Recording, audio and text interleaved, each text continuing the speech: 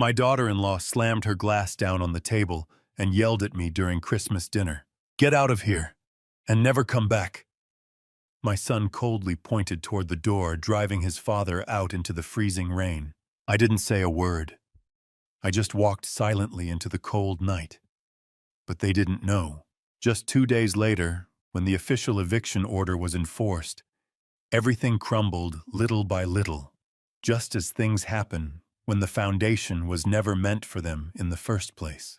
They were officially left empty-handed. Thank you for joining me today. Quick pause before we start.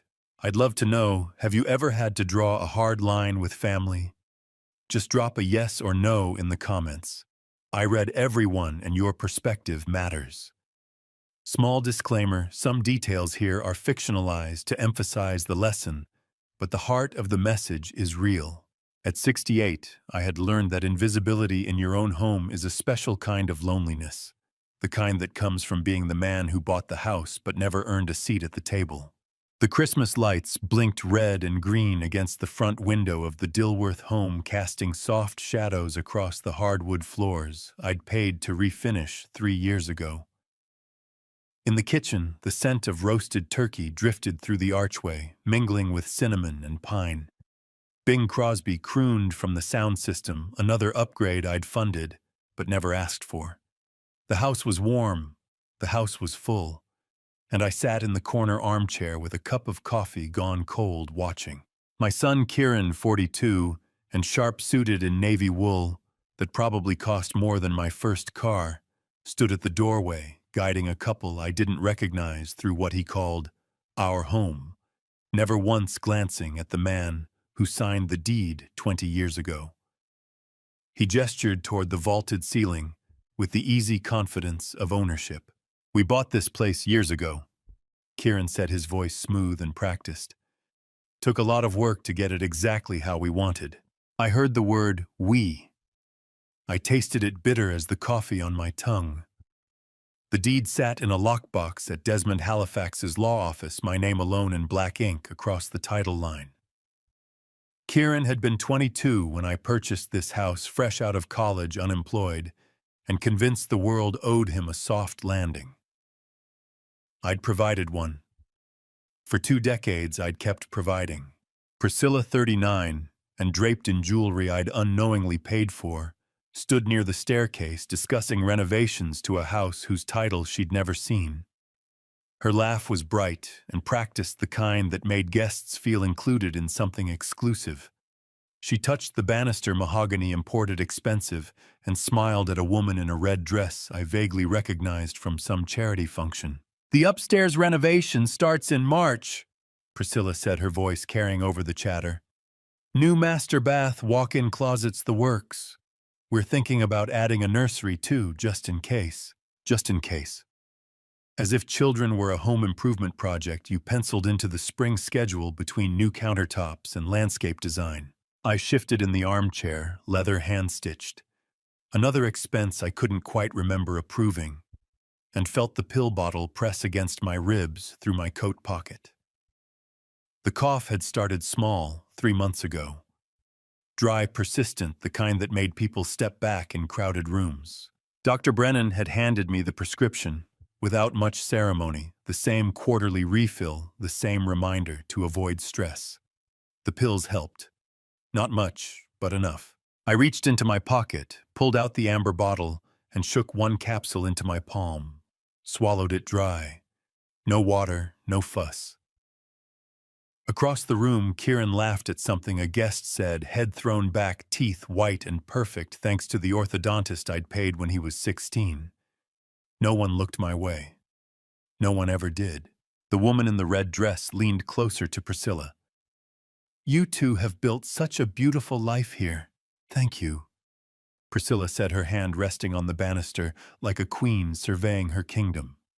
"It's taken years, but we finally have everything exactly where we want it." I set the coffee cup on the side table. The ceramic made a soft click against the wood, a sound that disappeared into the music, and the laughter, and the perfect glittering lie of Christmas Eve. How long does it take for a man to become invisible in his own home? 20 years, as it turns out. Maybe less. Helen. My wife, gone 6 years now, taken by a stroke we had believed was just a warning, until 2 weeks later it wasn't. She used to sit in this chair with me on Christmas Eve, her hand warm in mine, and we'd watch Kieran open presents like a child, even when he was 30. She'd believed he'd grow into responsibility eventually. He just needs time, she'd say. He just needs to find his way. I'd given him time. I'd given him money. I'd given him this house, this life, this illusion of self-made success. And somewhere in the transaction, I'd stopped being a father and become a checkbook. Priscilla's voice floated from the hallway again. We're so grateful for everything we have. Truly blessed. Blessed, I almost laughed. Almost. The guests began to drift toward the dining room, where the table was set with china Helen and I had received as a wedding gift 43 years ago. White porcelain with gold trim, delicate enough to chip if you looked at it wrong. Kieran had wanted to replace it last year, something modern, something that matched Priscilla's aesthetic. I'd said no. It was the only time I'd said no in a decade. I watched them file past these strangers in my home and felt the weight of every Christmas before this one. Every year I'd sat in this chair. Every year I'd smiled and nodded and played the role of the quiet patriarch, grateful to be included in the life I'd built for someone else. I had spent 2 decades buying peace. Tonight I would stop paying. The last guest disappeared into the dining room. Kieran lingered at the archway, checking his phone, probably confirming reservations for some New Year's trip I'd eventually be billed for. Priscilla adjusted a garland on the mantel, her rings catching the light from the Christmas tree. Neither of them looked at me. I picked up the coffee cup again, even though it was cold. Held it just to have something to do with my hands. Through the window, the lights blinked on and off, red, then green, then red, a rhythm I'd watched for 20 Decembers. I heard that sentence. Priscilla's voice in my head, planning renovations, dreaming of nurseries, mapping out a future in a house she thought belonged to her. And I knew tonight was the last night I would ever sit in this chair, not because I was dying. Dr. Brennan had given me time more than I needed, but because I'd made a decision 3 weeks ago, sitting in Desmond Halifax's office, listening to him explain what was possible if I was willing to do what was necessary. I was willing. I set the coffee cup down on the side table, ceramic against wood, a small sound lost in the laughter. Priscilla's voice drifted from the hallway, spring renovations, new plans, their future. I looked at the Christmas lights blinking against the window one more time. There would be no spring. Not here. Not for them. The silence after the guests left was heavier than any conversation we'd had in years. The last couple had said their goodbyes at the door, effusive thanks promises to get together soon, the usual Christmas script. Kieran had waved from the porch, his smile holding, until their taillights disappeared around the corner. Then he'd closed the door, and the warmth had drained from the house like air from a punctured tire. The dining room table was set with Helen's china, each plate positioned exactly as she used to arrange them. White porcelain gleamed in the candlelight. Steam rose from the carved turkey at the center, surrounded by roasted vegetables and a basket of rolls I knew Priscilla hadn't baked herself. I took my seat at the far end, the position I'd occupied for 20 years, close enough to be included, but distant enough to be ignored. Kieran sat at the head of the table. My seat technically, but I'd stopped arguing about that a decade ago. Priscilla settled across from me, her rings catching the light, as she unfolded her napkin with practiced precision. She smiled, but it didn't reach her eyes. It never did when the guests were gone. So, she said, her voice bright and sharp, quite a turnout tonight. I nodded, picked up my fork, said nothing. You were quiet, she continued, reaching for the wine bottle. But then you usually are. Kieran carved the turkey with quick, efficient strokes. Dad's always been more of a listener, he said, not looking up. Right, Dad. Something like that, I said. Priscilla poured herself a full glass of wine, a Cabernet I recognized from the cellar, probably $200 a bottle. She took a long sip and studied me over the rim.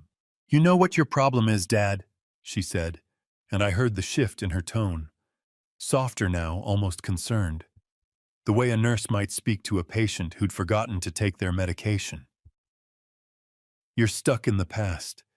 You don't understand how the world works anymore." I set my fork down. "Is that right?" "It's not a criticism," she said, leaning forward. "It's just generational. Things move faster now. Business technology expectations. Kieran and I were navigating a different landscape than you did." "Different," I repeated. "More complex," Kieran added, finally looking up. "More competitive. You built your wealth in a simpler time. I'd built my wealth running a logistics company for 35 years, negotiating contracts and managing supply chains and working weekends while Helen raised our son alone." Simpler seemed like the wrong word. But I didn't correct him. Priscilla's smile widened. Each word she'd spoken so far had been a test, I realized. A small provocation to see if I'd rise to it. I'd passed by staying silent. So she'd escalate. "The thing is," she continued, her voice still sweet, still concerned, "at your age, it might be better to just let go. Let the people who understand the modern world make the decisions." "Let go," I said. "Exactly." She reached for a roll, buttered it slowly. "Enjoy your retirement. Stop worrying about things that don't concern you anymore." I watched her hands, delicate manicured, adorned with diamonds I'd indirectly purchased through deposits into the family account Kieran controlled. The account I still technically owned, but had stopped monitoring years ago because every time I asked about it, I was told I didn't understand modern finance. "Actually," I said, my voice quiet and even, "I did want to ask about something." Kieran's knife paused mid-slice. Priscilla's eyes narrowed just slightly. "I noticed a withdrawal from the family account last month," I continued. $8,000. Can you help me understand what that was for?" The silence that followed was absolute. Even the candles seemed to stop flickering. Priscilla set her roll down, slowly, deliberately. Her jaw tightened. "Are you serious right now?" she said. "I'm just asking," I said. "You're just asking." She laughed, sharp and bitter. "On Christmas Eve, at dinner, you're interrogating us about money." "I'm not interrogating." "Yes, you are." She stood her chair, scraping against the hardwood.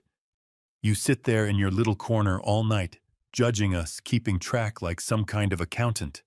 And then you have the audacity to question how we spend our money." "It's not your—" I started, but I didn't finish. Her fury erupted before I could even process her movement. She slammed her glass down on the table, the wine splashing across the white linen, as she stood pointing a trembling, manicured finger inches from my face.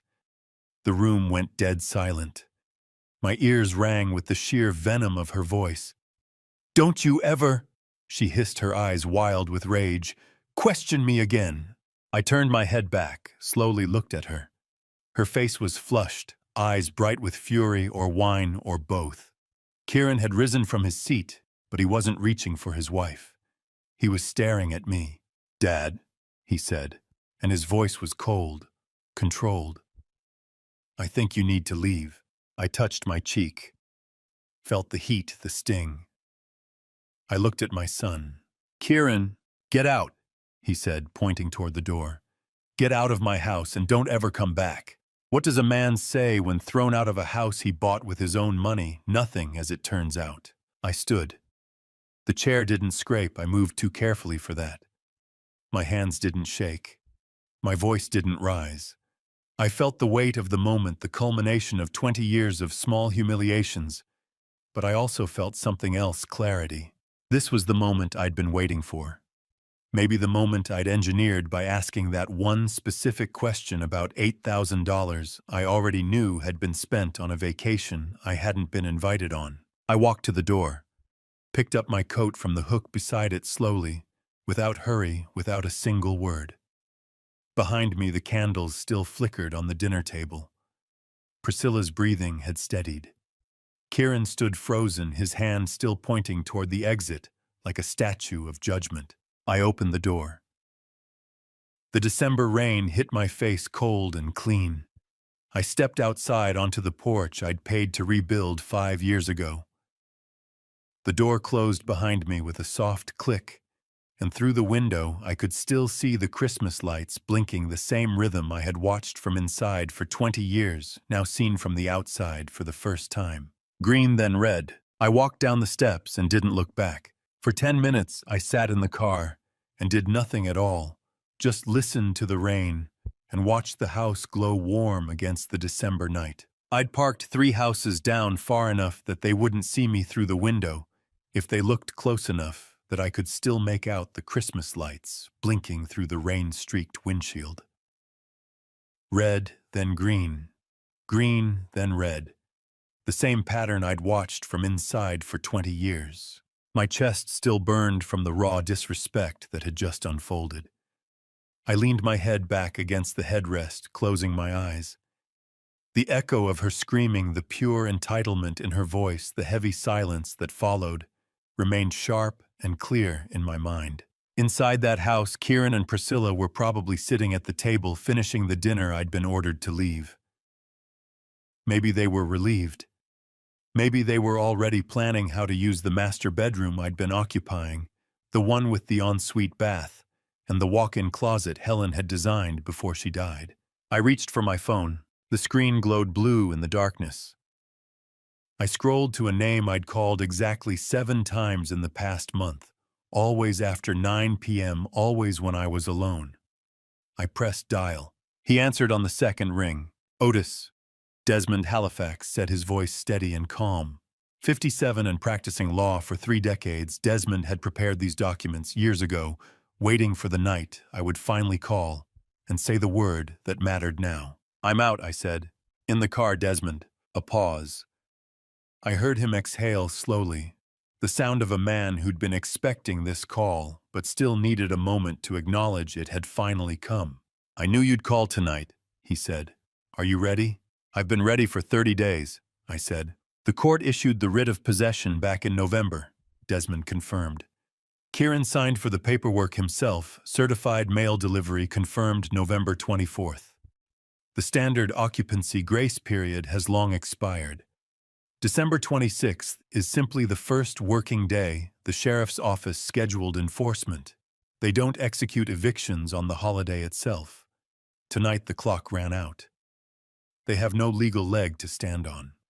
Kieran had signed the court summons weeks ago, but arrogance made him ignore it. I'd seen the delivery confirmation.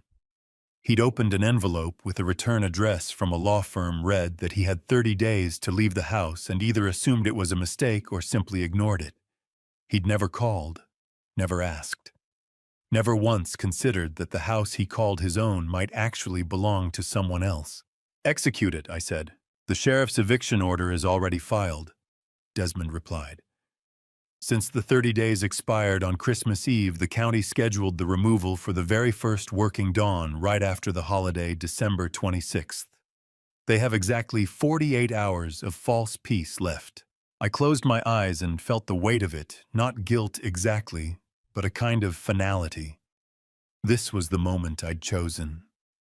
The date I'd circled when I signed those papers in Desmond's office, knowing that if my son threw me out on Christmas Eve, the law would return the favor the moment the holiday ended. Where are you going tonight? Desmond asked. Downtown hotel, I said. The Marriott on Trade Street. Good. Stay there. Don't answer calls from Kieran or Priscilla. If they reach out, refer them to me. They won't call, I said. They think I'm the one who's been evicted. Desmond was quiet for a moment. Then, how long does it take to prepare for the night you lose your family? 30 days, apparently. Maybe a lifetime. He didn't wait for me to respond. I'll be available all night if you need me. Otherwise, I'll see you tomorrow at 10 a.m. to go over the next steps. Thank you, Desmond. Merry Christmas, Otis. He hung up. I sat in silence, phone still warm in my hand. Through the windshield, the house glowed. Warm light spilled from the windows. Somewhere inside, Kieran was living a life he thought he'd earned. I opened my messages and typed a short text to the one person who'd known this was coming. My daughter, Serafina, 36, and practicing a state law 3 states away, had always been the one who listened, the one who noticed when silence meant something was breaking. When I'd first told her about the plan, she hadn't argued, hadn't tried to talk me out of it. She'd just said, "Tell me when." I typed, "It happened, leaving now." I watched the 3 dots appear immediately. She was awake, waiting. Her reply came in seconds. "I'm on my way. Don't answer their calls." Then another, "I'll be there by morning. Love you, Dad." I stared at the screen. My daughter was ready. My son never saw it coming. One child had been listening. The other had never heard a word. I set the phone in the cup holder and gripped the steering wheel. My hands didn't shake. My breath came steady and even. The rain drummed on the roof, a rhythm that felt almost like applause. I thought about Helen. Wondered what she'd say if she could see me now sitting in a car on Christmas Eve, about to drive away from the son we'd raised together. She'd always believed Kieran would grow up. Always believed he just needed more time, more patience, more grace. 6 years without her voice in the house, and I had kept every promise she'd asked me to keep. Time for Kieran. Patience. Grace. He'd used all 3 to build a life on my back and call it his own. I turned the key. The engine purred to life. I checked the mirrors, signaled even though there was no one behind me, and pulled away from the curb. In the rearview mirror, the Christmas lights grew smaller against the rain, then disappeared as I turned the corner. I never looked back. The downtown hotel was 12 minutes away. Serafina's flight would land in 8 hours.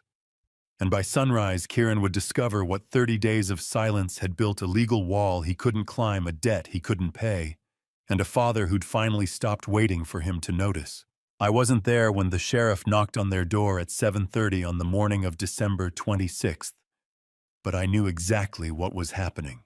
I'd checked into the Marriott on Trade Street just after 10 p.m. on Christmas Eve, taken the elevator to the 3rd floor, and slept better than I had in months. I spent December 25th in quiet isolation, and when I woke at 6:15 on December 26th, I made coffee in the room's small pot and sat by the window watching the sun rise over downtown Charlotte. At 7:30, I looked at my watch and pictured the scene unfolding 3 miles away. The knock would be firm, but not aggressive. Professional. Sheriff Thomas Hargrove, 48, and experienced enough to recognize the look of people who genuinely didn't see it coming, would be holding a clipboard with official documents. Behind him, a deputy, maybe 2. Kieran would answer the door in his bathrobe, Egyptian cotton navy blue, monogrammed with initials I'd paid to have embroidered. He'd be holding a coffee mug, still half asleep, annoyed at being woken early. Sheriff Hargrove would hand him the paperwork without flinching. "Sir, the court-ordered eviction judgment was signed by the judge last month. The absolute deadline to vacate passed at midnight. This is a lawful enforcement of a writ of possession." I could see Kieran's face in my mind, the confusion giving way to anger, then to something approaching fear. He'd scan the document, eyes catching on words like eviction and vacate and legal property owner. "I never received this," Kieran would say. "This is a mistake.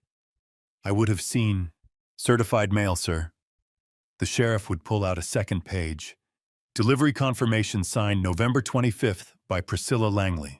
And there it would be, Priscilla's looping signature, proof that the envelope had arrived, been opened, and somehow dismissed as something that didn't require her husband's attention. Priscilla would appear at the door, then pulling a silk robe tight around her waist, her hair still perfect despite the early hour. She'd look at the sheriff, then at the paper in Kieran's hand, and her face would go pale. "I thought it was junk mail," she'd say, her voice thin. "I didn't think," but thinking had never been the problem. The problem was that they'd stopped believing consequences applied to them.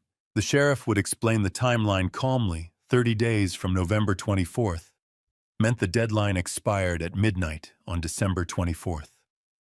They had until noon today to remove their belongings.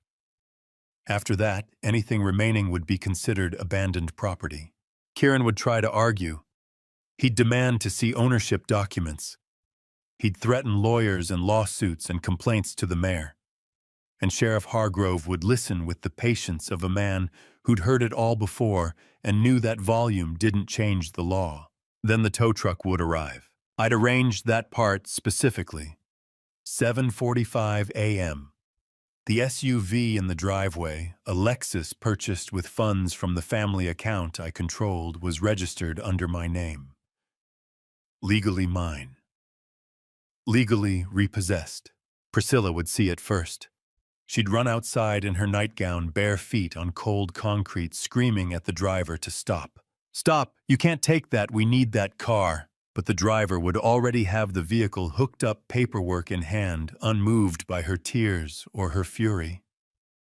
The Christmas lights still blinked on the porch, red, green, gold, cheerful as a smile on a corpse. Kieran would pull out his wallet, hands shaking, and offer his credit card for emergency storage fees. The sheriff would shake his head. This wasn't a negotiation. But Kieran would try anyway, pulling out his phone to call for a moving truck, a storage unit, anything. The card would decline. He'd try again. Same result. "What? That's impossible. Run it again." Priscilla would try hers. Also declined. I'd notified the bank at 8 p.m. the night before, sitting in my hotel room with my laptop open, methodically freezing the primary funding lines and removing my name as the financial guarantor from their authorized cards. Every secondary account they held was tied to my corporate backing. With one signature, I severed the safety net, rendering their plastic useless. 20 years of comfort can disappear in 7 minutes. I know because I watched the clock. Kieran would stand in the driveway in his bathrobe, Christmas morning cold, seeping through the thin fabric, and finally understand that the life he'd been living wasn't his. It was mine. And I'd just taken it back. He'd pull out his phone one more time, not to call a lawyer or a bank, to call me. I set my coffee cup down on the hotel room desk and looked at my phone lying face up on the nightstand. 7:52 a.m., right on schedule. It started vibrating. Kieran's name lit up the screen. I watched it ring. Once, twice, 3 times. Pictured him standing in that driveway watching the tow truck pull away with his vehicle, the sheriff waiting patiently for him to accept reality, Priscilla crying in the doorway. The phone kept ringing. I didn't move. 4 rings, 5. In my mind, I could hear his voice. "Dad, Dad, pick up, please." The same voice that had said 24 hours ago, "Get out of my house and don't ever come back." 6 rings, 7. My voicemail picked up. I'd recorded the message years ago, back when I still believed my calm, measured tone conveyed authority rather than invisibility. "You've reached Otis Langley. Leave a message." The phone stopped vibrating. 30 seconds later, it started again. I walked to the window and looked out at the city waking up to Christmas morning. Somewhere out there, my son was learning what it felt like to lose everything in a single conversation. To stand in a home that wasn't his and realize he'd never actually earned a single thing he thought he owned. The phone rang a 3rd time. I picked up my coffee, took a sip, and let it go to voicemail again. Kieran's hand would be shaking by now. His voice, when he finally left a message, would be breaking. But I wouldn't listen to it. Not today. Maybe not ever. The phone buzzed with a voicemail notification. Then 10 seconds later, it started ringing again. 4 calls. 5. 6. I turned the phone face down on the nightstand and went to take a shower. By noon on December 26th, my phone had vibrated 11 times, and I had answered exactly 0 calls. I'd showered, dressed, and ordered room service scrambled eggs and toast that arrived on a tray with a small pot of coffee that tasted better than anything I'd drunk in the Dilworth house in years. I sat by the window overlooking Trade Street, watching the post-Christmas traffic crawl through downtown Charlotte, and let my phone perform its silent dance on the nightstand. 7 calls from Kieran, 4 from Priscilla, each one more desperate than the last. I didn't need to listen to the voicemails to know what they said. I could picture Kieran's progression. The first call would have been angry, demanding an explanation. The second, confused. By the fifth, his voice would be cracking, that entitled fury giving way to something closer to panic. Priscilla's calls would follow a similar arc, though hers would maintain a veneer of civility longer. She'd been trained to smile through disaster. I picked up my coffee and took a sip. Still hot. Still bitter in the way good coffee should be. The phone buzzed again. Kieran, call number 8. I watched it ring and did nothing. The power I'd learned was not in what you said, but in what you refused to say. Silence had a weight that words could never carry. Every unanswered call was a message in itself. I know what you did.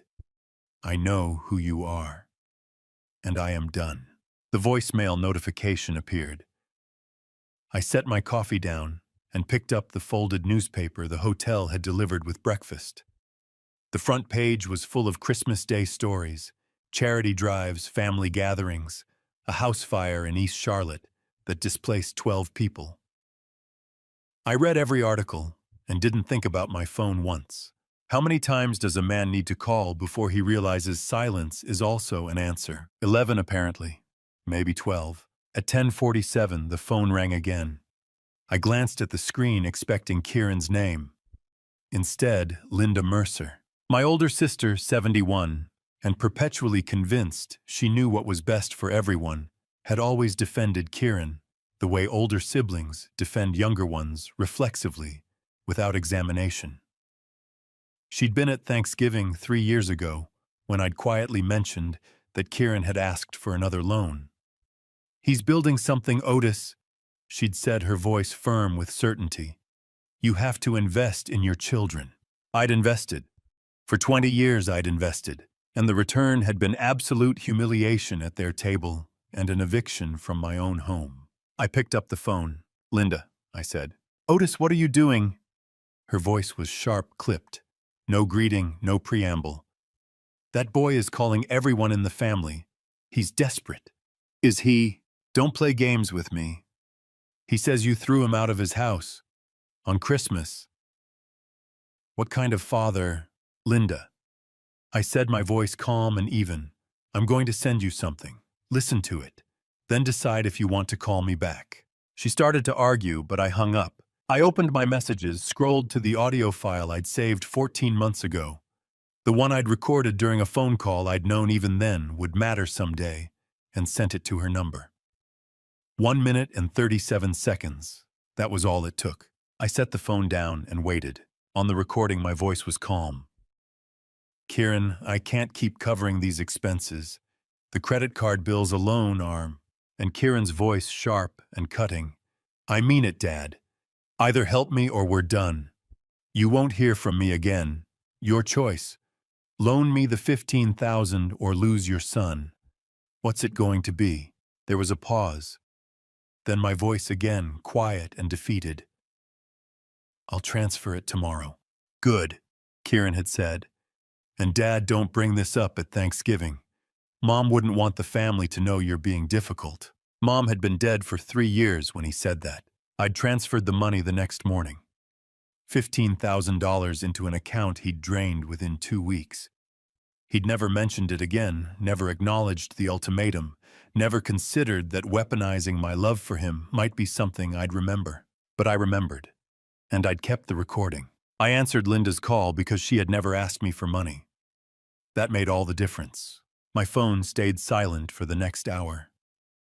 Linda didn't call back. I pictured her sitting in her living room in Raleigh, the audio file playing on repeat, finally understanding that the grandson she'd defended had been holding his father hostage for years. At 11:45, my phone rang again. This time, Desmond Halifax. I answered on the first ring. Otis, he said, and I heard the undertone I recognized as satisfaction. Your daughter just arrived at my office. I straightened in my chair. Serafina's there. She brought documentation I think you'll want to see. Desmond continued. She's been thorough, Otis. Very thorough. I set my coffee cup down, the ceramic clicking against the saucer. What did she find? Come to the office, Desmond said. You'll want to see this in person. I'll be there in 20 minutes. I hung up and stood reaching for my coat draped over the desk chair. My hands were steady. My breathing was calm.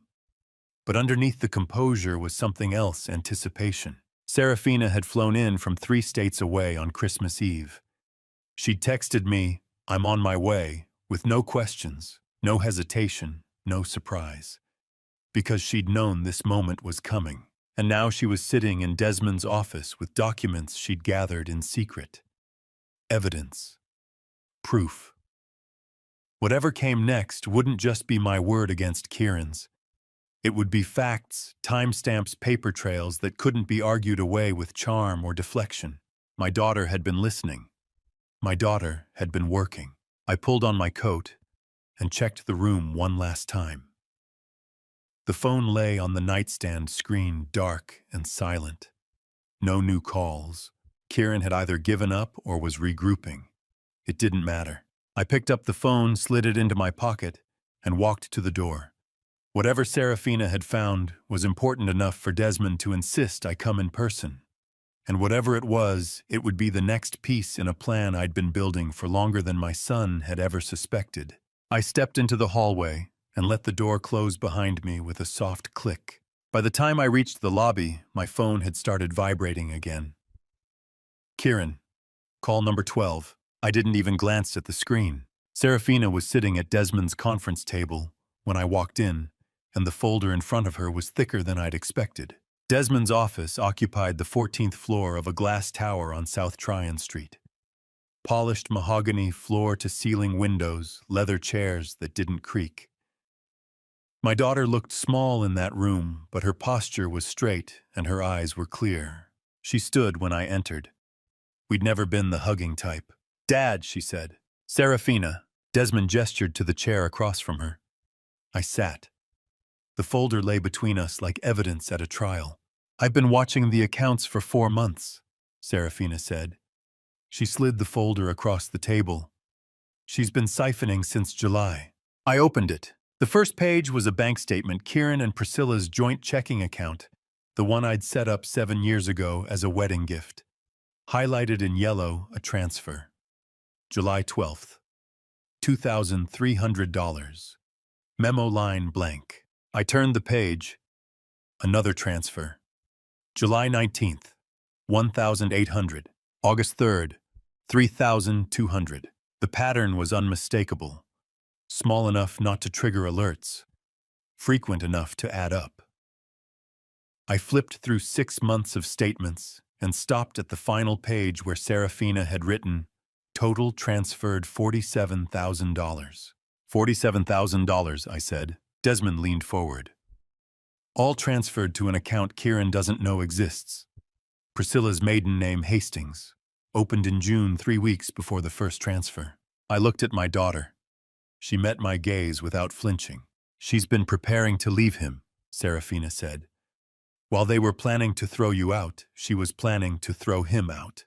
A betrayal within a betrayal." I should have felt vindication, but all I felt was tired. "Does he know?" I asked. "Not yet," Desmond said. "The statements go to a P.O. box under her maiden name. Kieran has no access, no visibility, no idea it exists." I closed the folder. One child had been watching for months. The other had never looked up long enough to see anything at all. "There's something else," Serafina said, uncertainty creeping into her voice. "I talked to Kieran 2 days ago. He mentioned an anonymous investment fund that's been pursuing his company. He seemed genuinely worried." I said nothing. "He said they'd made 3 offers in the past year. The most recent was 2 weeks ago, $8.7 million for full acquisition." Desmond's smile was so slight I almost missed it. Serafina saw it. She looked from him to me, waiting. "Dad," she said slowly, "is there something else I should know?" I met her gaze. "Did he?" The silence stretched. Serafina studied my face the way she used to study law school textbooks, looking for the detail that would unlock the whole case. "But not today." Desmond cleared his throat. "The question is what you want to do with this. Priscilla's transfers are technically legal, but the pattern suggests intent to defraud. She's been lying about expenses," Serafina added, pulling out another sheet. 3 times in 4 months, Kieran told me they were short on the mortgage. Asked if I could loan them money. I didn't. But the records show they weren't short. Priscilla was redirecting payments into her escape fund. I looked at the numbers again. $47,000. 6 months of small, deliberate thefts. My son's wife quietly dismantling their life while humiliating his father for daring to ask a question. His father for daring to ask a question. How many layers of betrayal can exist in a single family before it stops being a family entirely? When do you want to meet them? Desmond asked. I turned to the window. 14 floors below, Charlotte moved through its afternoon cars on Tryon Street. People hurrying between buildings, everyone certain tomorrow would look like today. Kieran and Priscilla had that certainty 3 days ago. Now they had nothing but panic and unanswered calls. I could meet them today, lay out the evidence, watch them scramble. But there was value in waiting, in letting the fear deepen. 2 days from now, I said, give them time to feel it. Desmond nodded, pulling out his calendar. December 29th. Where? Somewhere public, neutral. I paused. Maple Grove Cafe, 10 in the morning. I'll send the notice, Desmond said. Serafina was still watching me. Will you tell him about Priscilla's account? Eventually, I said. And the investment fund. I stood straightening my coat. One revelation at a time. Serafina closed the folder, her fingers resting on the cover. She'd found Priscilla's secret account, traced the transfers, built a case that would stand up in court. But she didn't yet know about the patents I'd quietly secured 15 years ago. The trust structures I'd built when Kieran first started his company, using my capital and connections while believing he'd done it alone. The blind ownership that meant every dollar he thought he'd earned had my fingerprints on it. The architecture I'd spent 20 years building, invisible to everyone except Desmond and the accountants who knew better than to ask. December 29th would reveal more than she expected. But first, Kieran and Priscilla would have 2 more days to discover what life without safety nets felt like. I picked up the folder. Thank you, Serafina. This is good work. She nodded, but didn't smile. Dad, when this is over, I said gently, I'll tell you everything. I promise. I left with the folder under my arm and didn't look back. 72 hours can split a life in two, one half. Still believing rescue will come, the other half learning what peace without obligation feels like. I spent those days in my hotel room reading books I'd bought years ago but never opened. 8 meals I ordered without consulting anyone. Slept through the night without waking to check my phone. The quiet was extraordinary, not the absence of sound, but the absence of demands. 3 miles away, Kieran and Priscilla were learning a different kind of quiet. I didn't need to see them to know what those 72 hours looked like. Serafina texted me updates, brief, clinical, the observations of an attorney documenting a case. They'd found a weekly rental in East Charlotte, the kind of place that took cash and didn't ask questions. On December 27th, they'd gone to a grocery store and stood in the aisle for 20 minutes, trying to decide what $43 could buy the cost of basics that used to appear in their kitchen, without thought, without thanks, without any understanding of where it all came from. Serafina sent me a photo she'd taken from across the parking lot, Kieran holding a receipt, Priscilla staring at a deactivated credit card like it had personally betrayed her. They'd tried to log into their bank accounts that afternoon. Neither of them knew the passwords. I'd always handled the finances, set up the automatic transfers, paid the bills, managed the investments they believed they'd earned. They'd never actually managed money because someone else always did. The realization must have come slowly, then all at once. Priscilla's card declined at a gas station on the 28th, a public humiliation, the clerk's patient voice asking if she had another form of payment. Kieran counting change for bus fare, the coins slipping through fingers that had never had to calculate the cost of getting somewhere. Small indignities accumulating into the larger truth they'd been living a life someone else funded, and now that someone had walked away, a safety net you never see becomes invisible. When it's gone, you don't fall gradually, you drop all at once. I sat in my hotel room on the evening of December 28th, reading a biography of Teddy Roosevelt, a man who'd known something about rebuilding after loss, when I heard footsteps in the hallway outside. They stopped at my door. I set the book down and walked quietly to the peephole. Kieran stood in the hallway, unshaven and exhausted, his hand raised to knock. He wore the same clothes I'd seen him in at Christmas dinner, wrinkled now, and carrying the weight of 3 days without laundry. His eyes were red-rimmed. His jaw was tight. He knocked. The sound echoed in my small room, sharp, desperate, the knock of someone who'd run out of options. "Dad," he said, his voice muffled through the door. "I know you're in there. Please." I stood at the peephole and watched him. 10 seconds. 20. His hand dropped to his side, then rose again. "We need to talk," he said. I can't." His voice cracked. "Please just open the door."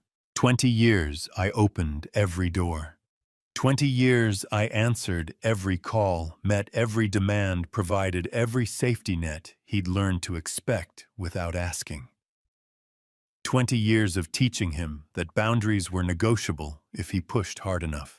Tonight I chose to keep one closed. I turned around, walked back to my chair, and picked up my book. Behind me, Kieran knocked again, harder this time. "I don't understand what I did," he said, his voice breaking in a way I'd never heard before. "Just tell me what I did wrong." I turned the page and kept reading. The footsteps of a man who'd led a cavalry charge up San Juan Hill, who'd rebuilt himself after his wife died, who'd understood that sometimes the hardest thing you can do is let someone face the consequences of their own choices. Kieran knocked a third time, then silence. I listened to his footsteps fade down the hallway, growing fainter with each step until the elevator chimed and he was gone. The room settled back into its extraordinary quiet. I read another chapter, made a cup of tea from the small pot the hotel provided, stood at the window watching Charlotte's lights blink on as evening deepened into night. Then I set the book down and opened my wallet. The photograph was small and creased from years of carrying the corners soft from being touched. Helen at 43 standing at the edge of the sequoia grove on the trip we'd taken the summer before everything changed, laughing at something outside the frame. I couldn't remember what had made her laugh that day, but I remembered the sound of it, bright and unguarded, the laugh of someone who'd found joy in small things. I held the photo longer than usual tonight, studying her face in the lamplight. She'd always drawn a line between provision and protection, between giving a man a life and teaching him to build one. The greatest gift, she used to say, was the chance to stand on your own, even if it meant falling first. I'd argued with her about it when Kieran was young, convinced that provision equaled protection, that my job as a father was to smooth every rough edge from his path. She'd been right. She'd always been right. Helen had been gone 6 years, but her voice was clearer tonight than it had been in months. "You were right," I said aloud to the photographer. "You were always right." The room didn't answer, but I felt something shift anyway, a weight lifting, a clarity settling. Tomorrow I'd show Kieran everything. Tomorrow he'd see what I'd built, what he'd thrown away, what he'd never actually had. The folder of documents waiting on Desmond's desk would reveal the architecture of a life he'd believed was his own. But tonight, I just held Helen's photograph and let myself remember what it felt like to be married to someone who'd loved me enough to tell me hard truths. "I wish you were here to see this," I said softly. "But maybe you already do." I slid the photo back into my wallet and glanced at the calendar on the bedside table. December 29th. Tomorrow circled in the pen. The cafe meeting. The folder of documents. The moment Kieran would discover not just what he'd lost, but what he'd never actually had. But tonight, one more conversation needed to happen first. My phone buzzed. Serafina's name lit up the screen. I picked it up. Serafina knocked on my hotel room door at 8:30 that evening, carrying 2 cups of coffee and the look of someone who'd come to ask questions that had no easy answers. "I was in the neighborhood," she said, which we both knew was a lie. Her rental car was parked 3 blocks away. She'd driven from her temporary apartment across town specifically to have this conversation. I let her in. She handed me one of the cups, black, no sugar, the way I'd been drinking it for 40 years, and settled into the chair by the window. The city lights spread out below us, Charlotte glittering in the December cold. She studied my face in the soft lamplight, and I saw Helen in the set of her jaw, the directness of her gaze. "Do you regret it, Dad?" she asked. No preamble, no easing into it. Any of it. I took a sip of the coffee. It was good, better than the hotel pot, which meant she'd stopped at the cafe on Trade Street, the one that roasted their own beans. A small kindness wrapped in a hard question. "The legalities," I asked. "The strategy?" "No." She shook her head. "The fundamental choice. To stop carrying him." I set the cup down on the desk and looked out at the city. Somewhere in those lights, Kieran was sitting in a rental apartment, trying to figure out how to survive on $43. Somewhere Priscilla was realizing her carefully hidden account wouldn't save her from the collapse of everything she'd built on someone else's foundation. "I regret how long it took me to see clearly," I said finally. "But no, I don't regret finally opening my eyes." Serafina was quiet for a moment. Then, "Even knowing what tomorrow will do to him, especially knowing that." She nodded slowly, as if I'd confirmed something she'd already suspected. She sipped her coffee and stared out at the lights, and I wondered what she saw when she looked at this city opportunity, or just the place where her family had broken apart on Christmas Eve. "Mom tried to tell you," she said softly, "about Kieran, for years." I turned to look at her. "She did. But you didn't listen." I wasn't ready to hear it. I stood and walked to the desk, picking up the small framed photograph I'd been carrying in my wallet for 6 years. Helen at 43, standing in the garden, behind our first house, laughing at something I could no longer remember. The photo was faded now, the corners soft from being touched, but her face was as clear as it had been the day I took it.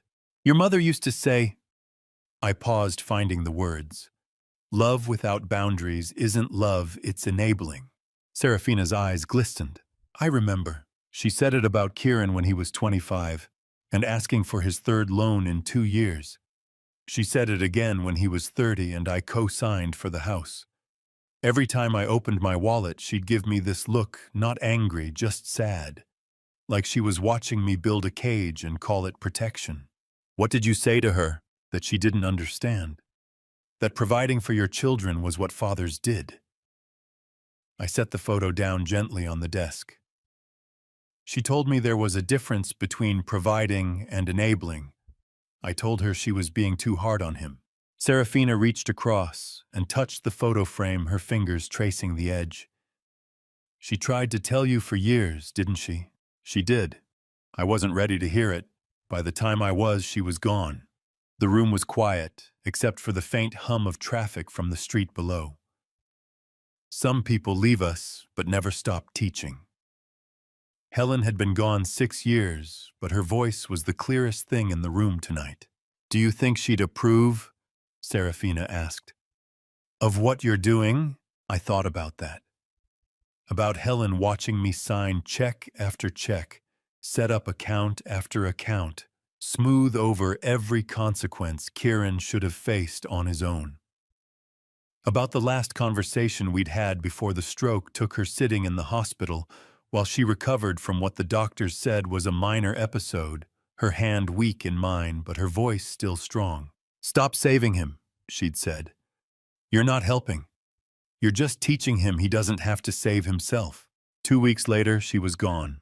"Yes," I said. "I think she'd approve." Serafina nodded and set down her coffee cup. The steam had stopped rising from it, the heat bleeding away into the cool hotel air. She looked at me with an expression I couldn't quite read, part grief, part understanding, part something else. "Do you think he'll change, Dad?" she asked. After tomorrow, I watched the steam rise from my own cup, curling in the lamplight, like smoke from a candle just blown out. When does a father's responsibility to save his son end? and the son's responsibility to save himself begin. I'd spent 20 years believing the answer was never. Helen had known better. I don't know. I said, finally meeting my daughter's eyes with the honesty that had taken me 68 years to learn. But that is no longer my responsibility. The words hung in the air between us, not cruel, not cold, just true. Serafina studied my face for a long moment, then nodded slowly. She understood. Maybe she'd understood before I did. "What will you say to him?" she asked. "Tomorrow at the cafe, when you hand him the folder." I looked at the documents stacked on the desk. Deed tax records, tuition receipts, medical expenses, the trust documents, the will. 20 years of evidence that the life Kieran thought he'd built had been constructed on a foundation I'd poured in secret. Every brick I'd paid for, every beam I'd reinforced, every wall I'd shored up when it started to crack. Tomorrow he'd see those blueprints. Tomorrow he'd understand what he'd actually owned. Nothing. Nothing, I said. "I'll let the papers talk." Serafina stood to leave, pausing at the door. "Get some sleep, Dad. Tomorrow is going to be hard." I looked at the folder on the desk, evidence of 20 years reduced to paper and signatures and canceled checks. Hard wasn't the word for it. Tomorrow would be the ending of a story, 20 years in the writing. And it would begin at 10 o'clock in a cafe that smelled of cinnamon and truth. The Maple Grove Cafe smelled like cinnamon and coffee when Serafina and I walked through the door at 9:45, 15 minutes before my son was scheduled to arrive. We chose a table near the window overlooking the street. Serafina helped me spread the folders across the polished wood surface, 7 stacks organized chronologically, each one representing a truth Kieran had never bothered to learn. The morning light came through the glass at an angle, catching the edges of the documents inside. At exactly 10 o'clock, the door opened. Kieran and Priscilla stepped inside, and 5 days after Christmas Eve, they looked profoundly different. His face was unshaven stubble, darkening a jaw I'd last seen smooth and confident. Her clothes were wrinkled, the same cashmere sweater she'd worn to the eviction, now carrying the weight of 3 days without proper laundry. They moved with the careful posture of people who'd learned to count every step, every dollar, every decision. Kieran's eyes found mine across the cafe. He straightened his shoulders, composed his expression, and walked to our table like a man prepared to negotiate terms. He didn't understand yet that negotiations had ended the night he pointed at the door and said those words. They sat. Kieran across from me, Priscilla beside him. Serafina to my right, her hands folded calmly on the table. A young waitress approached, early 20s, blonde ponytail, the practiced smile of someone working the Sunday morning shift. "Coffee for 4, I said before anyone else could speak. "Black." She nodded and disappeared. Kieran watched her go, then turned back to me with an expression I recognized, the face he'd worn countless times before asking for money. Apologetic without being sorry. Reasonable without being right. "Dad," he said, his voice forcing a calm it didn't feel. "I think we need to talk about what happened." I said nothing. "Open the first folder instead." "Look, I know things got heated," Kieran continued, leaning forward slightly. "But we're family. We can work this out." I slid the first folder across the table. It made a soft whisper against the wood. Kieran glanced down. The property deed lay on top, my name alone in clear black ink at the header, owner of record, Otis Langley. Date of purchase, March 15th, 2005. He barely looked at it. "Dad, that's just a tax formality, right? For the deduction." I opened the second folder, slid it across. 15 years of property tax receipts. Every payment bearing my signature. Every amount paid from an account Kieran had never accessed because he'd never needed to know it existed. Kieran's confidence flickered. "Dad, these are just paperwork. This doesn't—" "Keep reading," Serafina said quietly. I opened the third folder. Insurance records. Homeowner's policy in my name. Payments automated from my account coverage protecting a house my son believed he owned. Fourth folder. Mortgage history. Every monthly payment from 2005 to 2019. The final document stamped paid in full. Kieran picked up that one. His hands weren't quite steady. I don't understand what you're trying to prove here. I didn't answer. The waitress returned with 4 cups of coffee, set them down with careful precision, and left. Steam rose from each cup, curling in the morning light. I knew most would go cold, untouched. Silence. It turns out has a sound like snow falling on water, inevitable and absolute. 5th folder. Roof replacement invoice. $22,000. Date June 2018. The summer Kieran had complained about leaks, and I'd told him I'd handle it. He'd never asked how. Never wondered who paid. Never thought to check. 6th folder. Furnace replacement. $11,000. Winter 2020. 7th folder. Foundation repairs. $18,000. Spring 2021. The stack on Kieran's side of the table grew taller. The stack on mine disappeared folder by folder, year by year, receipt by receipt. Kieran stopped trying to speak.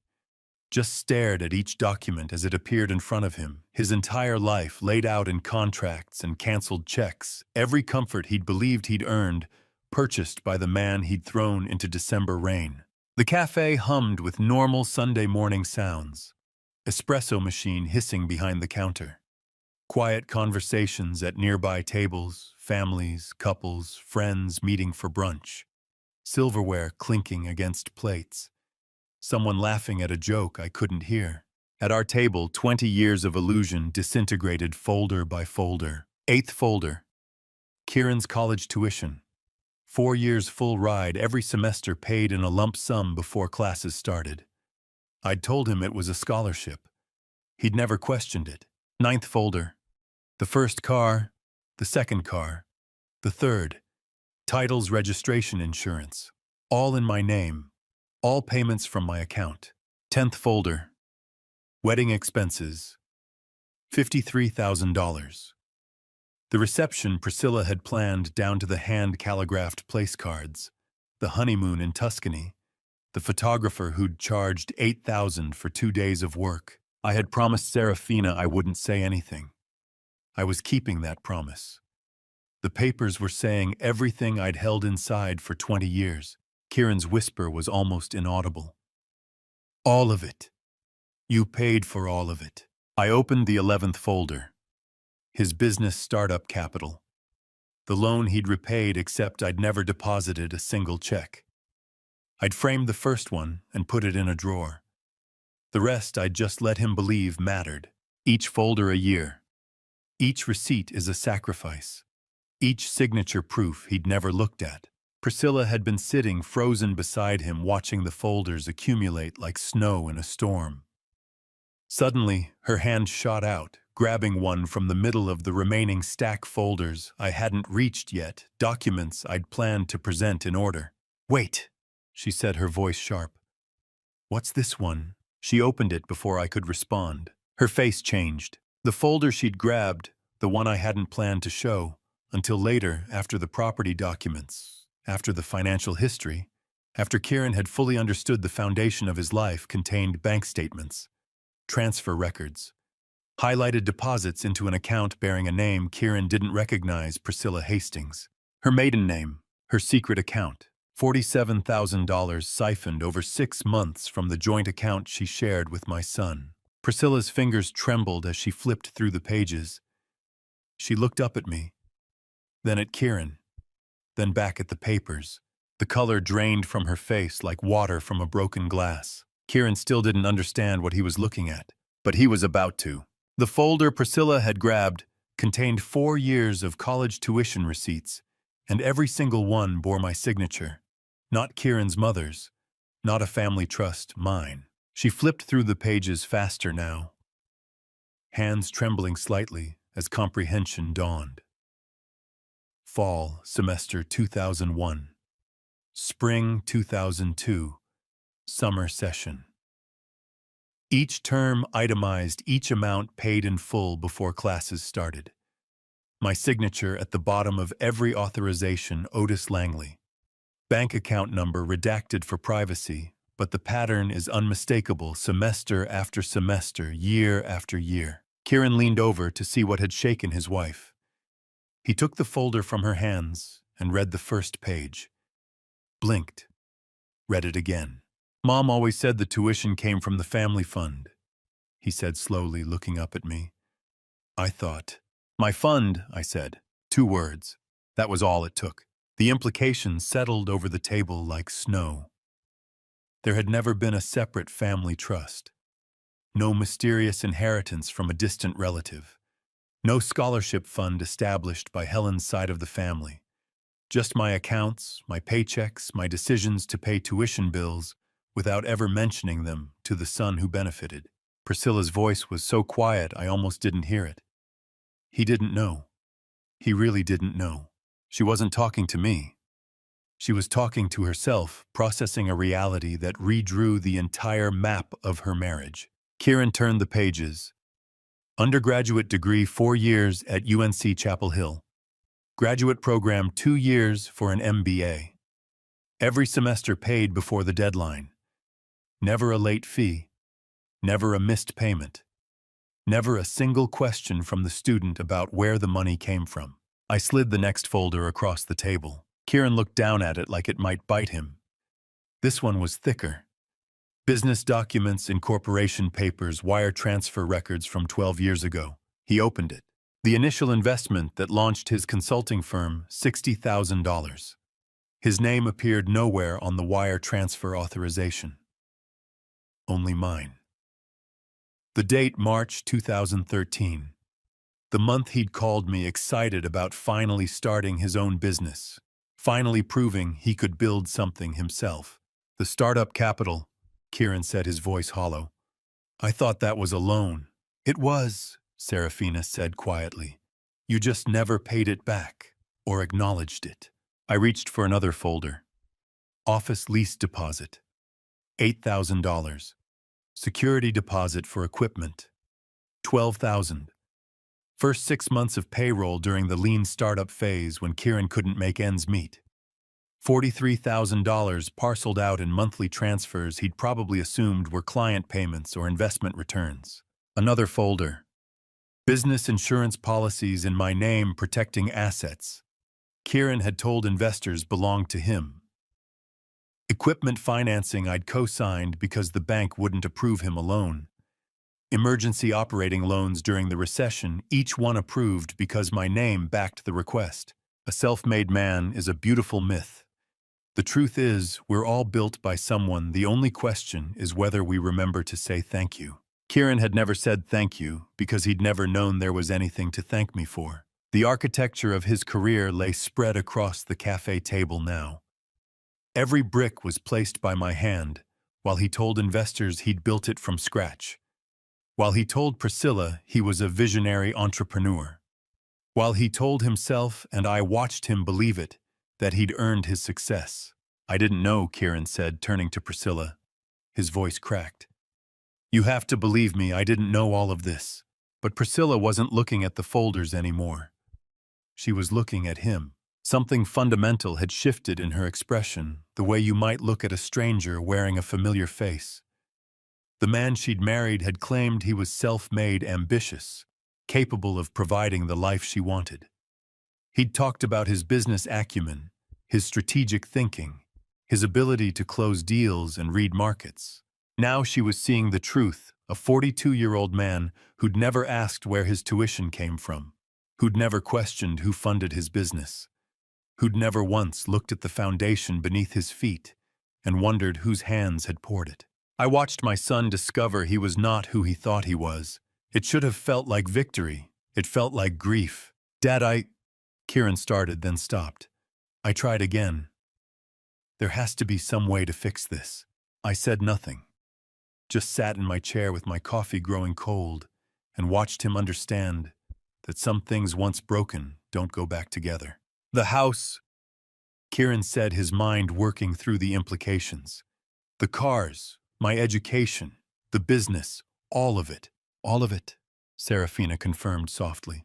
Priscilla stood abruptly. Her chair scraped against the floor, loud in the quiet cafe. Other customers glanced over, then looked away when they saw her face. "I need air," she said to no one in particular. She walked to the cafe entrance, pushed through the door, and stood on the sidewalk with her arms wrapped around herself despite the December cold. Through the window I could see her staring at the street. Not crying, not moving, just standing there, while the life she thought she'd married crumbled inside a folder full of receipts. Kieran watched her go but didn't follow. He set the last folder down slowly, his hands flat on the table on either side of it, like he was trying to steady himself against an earthquake. When he looked up at me, the negotiating confidence from earlier was gone. The casual assumption that we were just two adults working out a misunderstanding had evaporated. What remained was something close to desperation. "All right," he said quietly. "What do you want?" The question hung in the air between us. The cafe sounds continued around it. Espresso machine conversation. Someone's phone ringing. But at our table there was only silence and the sound of folders breathing their truths. Kieran waited for my answer, still believing this was a transaction, still thinking I wanted something from him. He didn't understand yet that wanting something requires believing the other person has something to give. And my son sitting across from me, surrounded by evidence of his dependence with his wife, standing outside, reconsidering every assumption she'd made about who he was, had nothing I needed anymore. But Serafina did have one more folder to share, and this one would hurt him in a different way entirely. Serafina reached across the table and placed her own folder in front of Kieran, not one of mine, but one she'd brought from her investigation. "What's this?" Kieran asked, his voice wary. Serafina didn't answer, just opened it. The first page was a bank statement. Not the joint checking account Kieran recognized, but a different one. The account holder's name appeared at the top in small bureaucratic print: Priscilla Hastings. Her maiden name. Kieran leaned forward, squinting at the numbers. Serafina flipped to the next page, then the next. 4 months of statements, each one showing the same pattern: transfers in. Small amounts, 1,500 here, 2,000 there. Dates highlighted in yellow marker. "I've been monitoring the joint accounts since July," Serafina said quietly. "These transfers started in August." Kieran picked up the first statement. His finger traced down the column of deposits. August 3rd, August 17th, September 1st, September 14th. Each one deliberate, each one small enough not to trigger alerts from the bank's fraud detection. Priscilla's face had gone from pale to ashen. "This account," Kieran said slowly, reading the header again. "This is your maiden name." She didn't answer, didn't look up. Just sat frozen, staring at a spot on the table where the wood grain swirled into a knot. Serafina pulled out a summary sheet from the back of the folder. Handwritten in her precise attorney's script, total transferred $47,000. While Kieran and Priscilla had been conspiring to evict me from the house I owned, Priscilla had been conspiring alone to abandon him. 6 months of systematic withdrawals from their shared account, building an escape fund Kieran knew nothing about. A betrayal within a betrayal.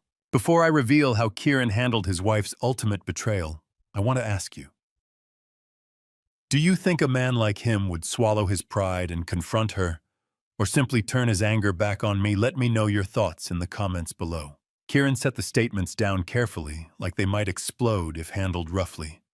He turned slowly to look at his wife. For the first time all morning, something other than defensiveness crossed his face. Genuine shock, hurt, the bewilderment of someone discovering they've been betrayed while orchestrating a betrayal themselves. "Priscilla," he said quietly. She didn't look up. "Priscilla, look at me." She didn't. The silence was its own confession. No explanation. No excuse. No performance. Just the weight of months of planning sitting in a folder between them. Kieran sat back in his chair, processing the layers. While he'd conspired with her to throw his father into December rain, she'd been preparing to throw him to the same cold. The parallels were almost poetic. Betrayal has an echo. When you hear it bounce back at you, there's a choice: listen and learn, or cover your ears and shout louder. For perhaps 10 seconds, Kieran was not the villain of this story. He was the victim. I watched that moment, seeing something almost like self-awareness flicker across his face, the recognition that what Priscilla had done to him was exactly what he'd done to me. He could have sat with that, could have let it teach him something. "Did you know about this?" Kieran asked, turning to me. His voice was almost pleading. "Before Christmas, did you know she was—" He couldn't finish the sentence, couldn't say the word. "Leaving." I met his eyes but said nothing. The moment passed. Kieran's face hardened. The vulnerability disappeared as quickly as it had arrived, swallowed by something older and more familiar. His jaw tightened. His hands curled into fists on the table. Instead of reflection, instead of recognizing the parallel between how he'd treated me and how Priscilla had treated him, he chose the easier path. He chose anger. "This is a trap," he said, his voice rising. Other customers in the cafe glanced over. "You set us up." He stood abruptly. His chair scraped against the floor, loud in the Sunday morning quiet. "All of this." He continued, gesturing at the folders spread across the table. "The timing, the investigation, the folders. You planned this." He pointed at me, then at Serafina. "You've been watching us for months, waiting for the perfect moment to what, humiliate us, destroy us." "Nobody set you up, Kieran," Serafina said calmly. "We just stopped cleaning up after you." "Stopped cleaning up?" Kieran's laugh was bitter. "You orchestrated this whole thing. The eviction notice is 30 days before Christmas. The cafe meeting. Her—" he gestured at Serafina. "Investigating my wife like some kind of private detective. This is revenge. This is the consequence," I said. The first words I'd spoken since the folders started sliding across the table.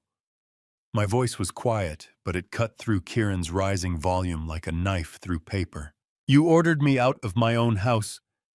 I continued, my tone unchanged. "Your wife slapped me across the face at Christmas dinner. You've spent 20 years taking everything I built and calling it yours. These aren't traps, Kieran. They're just facts. You could have talked to me," Kieran said, his voice breaking slightly. "You could have just told me. I tried. For 20 years I tried.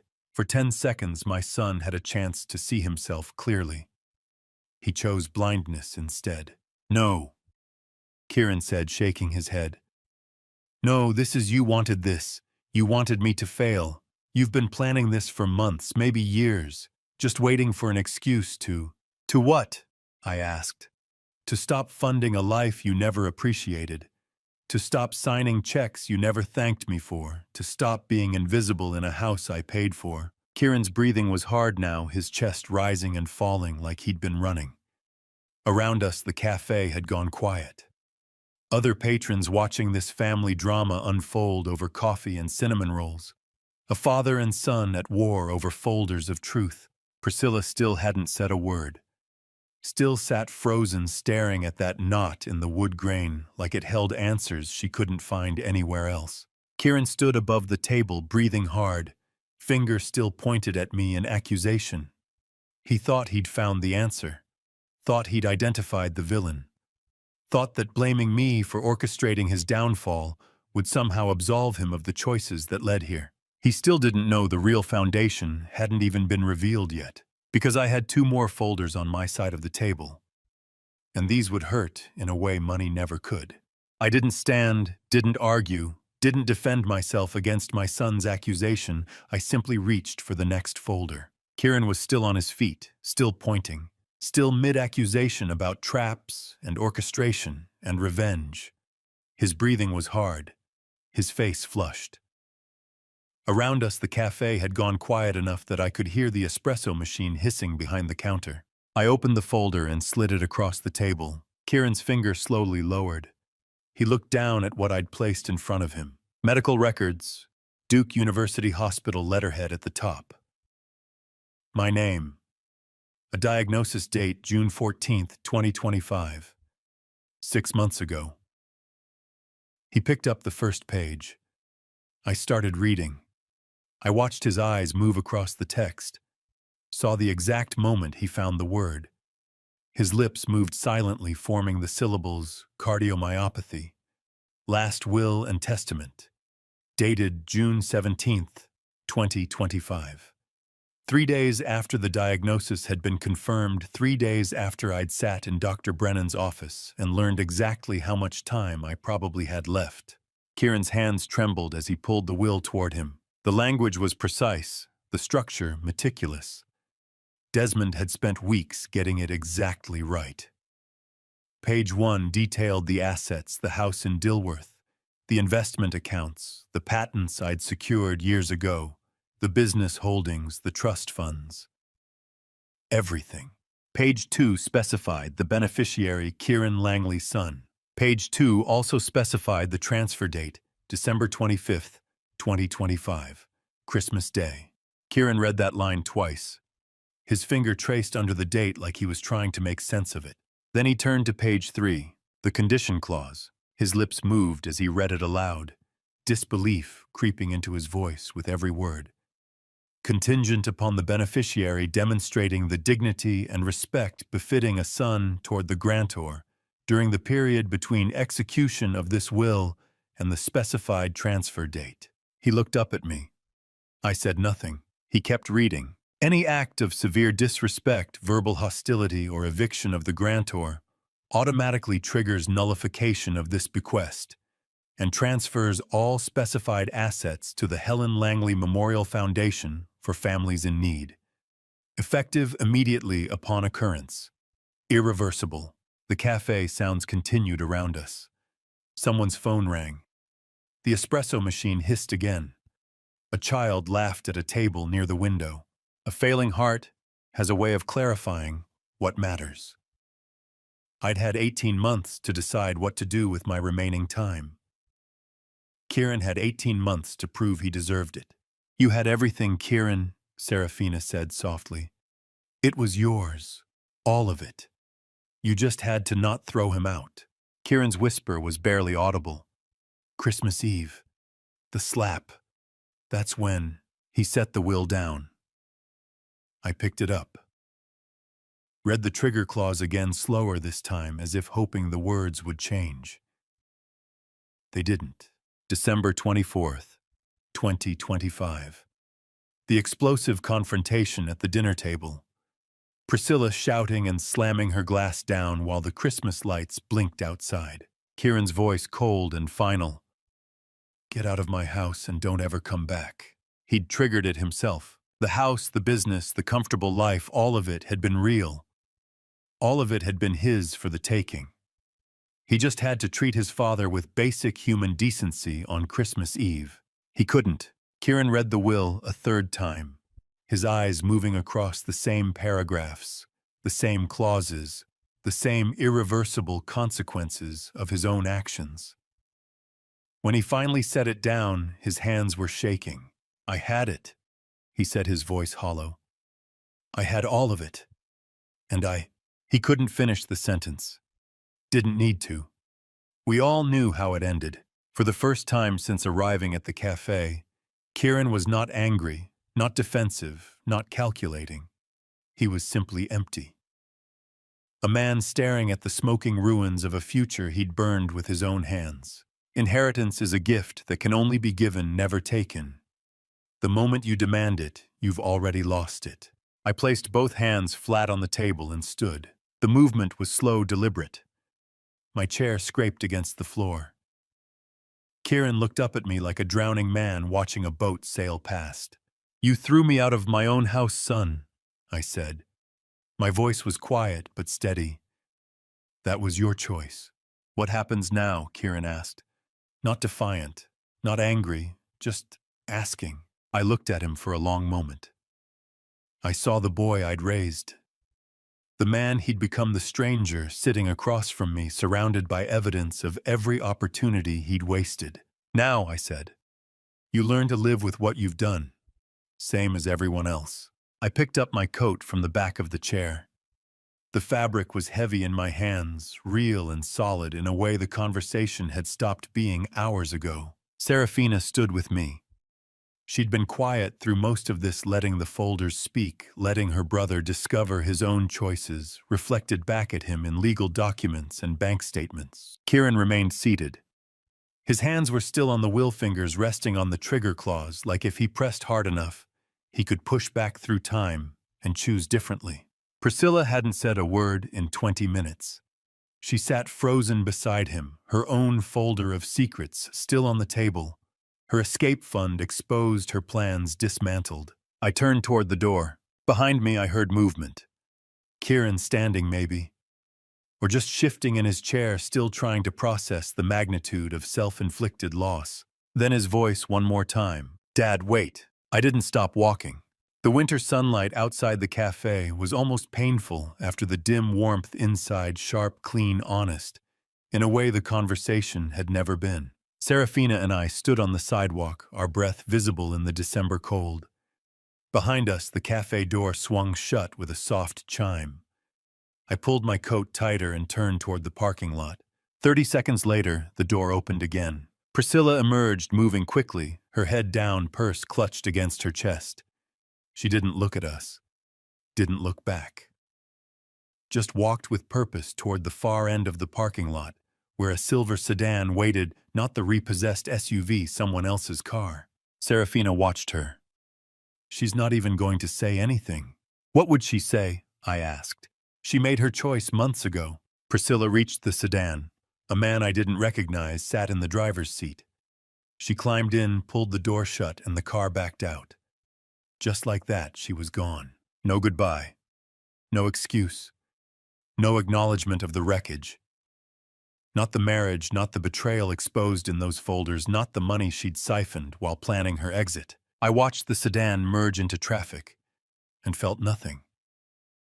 Not satisfied. Not vindication. Just the neutral observation of someone removing themselves from a story they were never truly invested in beyond what it could provide. I suppose we all did, Serafina said quietly. Another minute passed. The cafe door opened a third time. Kieran stepped out and stopped 10 feet from where we stood. He didn't approach, didn't leave. Just stood there with his hands in his pockets, shoulders hunched against the cold. The emptiness from inside remained in his eyes. Not anger anymore, not calculation. Just profound blankness, the look of someone whose entire self-image has collapsed. I looked at my son and saw the pattern, someone who'd never learned to say, "I'm sorry," someone who still didn't understand that silence wasn't strength, someone who could stand in ruins of his own choices and still not know what words to offer. He cleared his throat. "I don't know what to say." "I know," I said quietly. "That's always been the problem." Traffic moved past. A family walked out of the cafe behind Kieran, laughing, bundling children into coats. Normal Sunday sounds while our family fractured in a parking lot. How do you forgive someone who isn't sorry? You don't. You simply stop waiting for an apology that will never come. Kieran shifted his weight. I looked at the ground. I looked back up. "Will I see you again?" he asked. The question hung in the cold air. I could have said yes. Could have left the door open for some future reconciliation. But I thought about the medical records. About 3 to 5 years if treatment went well. About 18 months spent watching him take everything for granted. "I don't know," I said. The most honest answer I could give. Kieran nodded slowly, like he'd expected that. He looked at me for another long moment. Not angry. Not pleading. Just looking. Then he turned and started walking down the sidewalk, hands still in his pockets. I watched him go. Watch him reach the corner, pause for just a second, like maybe he'd turn around. He didn't. He rounded the corner and disappeared. Serafina and I stood alone in the parking lot. Traffic continued. A car alarm chirped somewhere. Ordinary sounds surrounding the extraordinary quiet of watching someone you love walk away. I had spent 20 years trying to save my son. Standing in that parking lot, I finally understood some people can only save themselves if they choose to at all. Serafina took my hand. She hadn't done that since she was a child. Her voice was soft. "Are you ready, Dad?" I looked at her confused. "For the trip?" She shook her head gently. "To stop worrying. To stop carrying him. To stop wondering if this time will be different." The question settled between us like snow on water. I looked back once at the cafe. Through the window I could see our table empty now, a waitress approaching to clear the folders, to wipe down the wood, to prepare for the next customers who would sit there without knowing what had just transpired. Inside that cafe, my son had learned that the life he thought he'd built had been funded by the father he'd evicted. That the inheritance he'd assumed was automatic had been conditional. That he'd destroyed his own future with a single act of cruelty on Christmas Eve. And even knowing all of that, he still couldn't apologize. I turned back to Serafina. I looked at her hand in mine, at the concern in her eyes, at the daughter who'd stayed, who'd investigated, who'd stood beside me while her brother burned every bridge. "Yes," I said simply. "I'm ready. Ready to stop checking my phone for calls that wouldn't come. Ready to stop making excuses for behavior that couldn't be excused. Ready to stop believing that one more conversation would somehow transform him into someone who valued what he'd been given. Ready to live whatever time I had left without the weight of someone else's choices pressing down on every breath." Serafina squeezed my hand. "Good. Because you deserve to actually live the rest of your life instead of just managing his." The silence after the cafe meeting wasn't the kind that fills with noise. Eventually, it was the kind that settles in and stays heavy and absolute. Freedom and peace, I learned in those first days, could indeed coexist. But the learning was quiet work, the kind that happens in hotel rooms and morning walks, and conversations with Serafina about trips we'd take and places Helen had always wanted to see. I didn't know exactly what Kieran's days looked like in that first week. I didn't call, didn't check, didn't drive past wherever he'd ended up. But I understood the shape of them anyway, the way you understand the architecture of a house you built, even after someone else moves in. He was sitting somewhere alone. Serafina told me later what she'd pieced together from public records and a few discreet inquiries.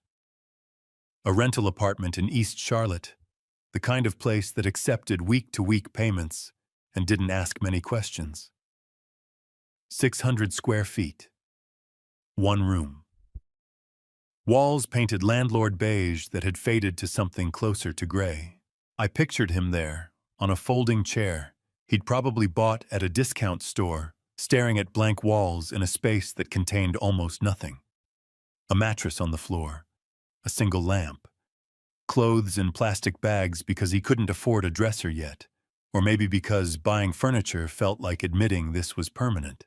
The silence in that apartment would be different from the silence I was experiencing.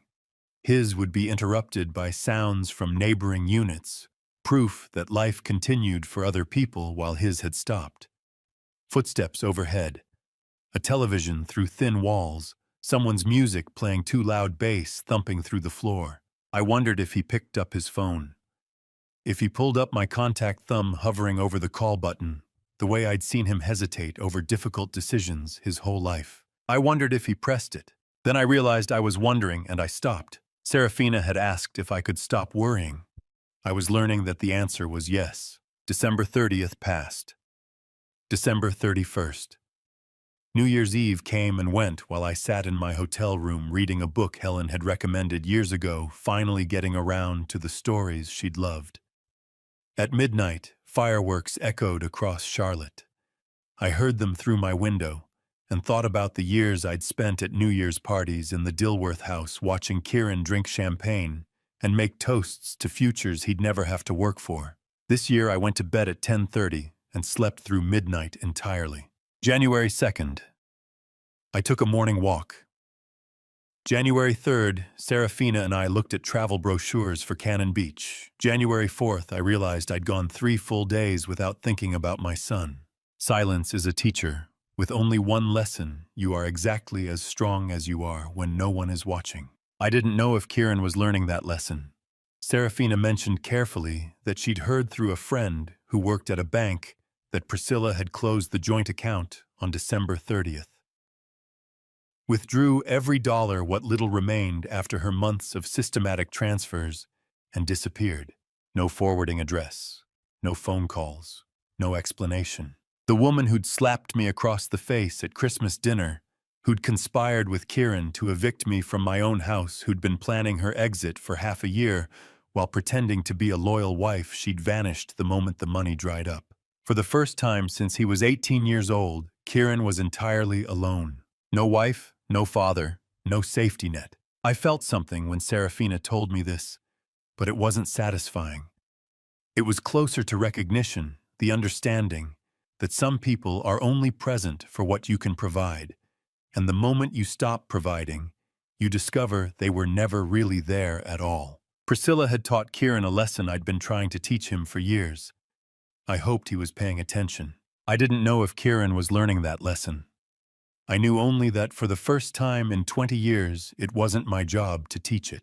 On January 5th, a Sunday cold and clear, I imagined Kieran sitting in that rental apartment with his laptop, the one possession he'd managed to keep. I pictured him logging into his bank account and seeing what remained after a week of buying groceries and paying for that folding chair and trying to stretch every dollar. $243 maybe. Something close to that. Rent due in 25 days. I pictured him opening a job search website, something he hadn't done since he was 22 before I funded his consulting firm, before he started calling himself an entrepreneur, before he convinced himself that success was something he'd earned rather than something someone had given him. The listings would scroll past. Assistant manager at a retail store, customer service representative, warehouse supervisor. Ordinary jobs, honest jobs, jobs that required showing up every day and working, not networking over expensive lunches and delegating to people you'd hired with someone else's capital. I imagined him stopping at one listing, operations coordinator, $45,000 a year, benefits after 90 days. The salary was less than he used to spend on car payments. I imagined him reading the requirements. High school diploma required. No experience necessary. I will train. He had a master's degree. 12 years running a company that I'd funded from the ground up. And he was looking at entry-level positions that promised to train him like he'd never worked before.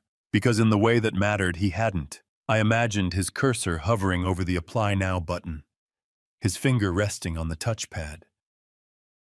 That moment of recognition crystallized into something closer to acceptance. I have to work, he'd be thinking. Actually work.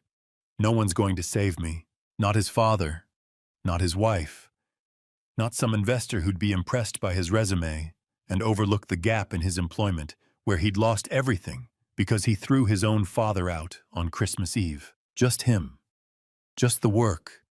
Just the humbling reality that survival requires effort, and nobody owes you comfort.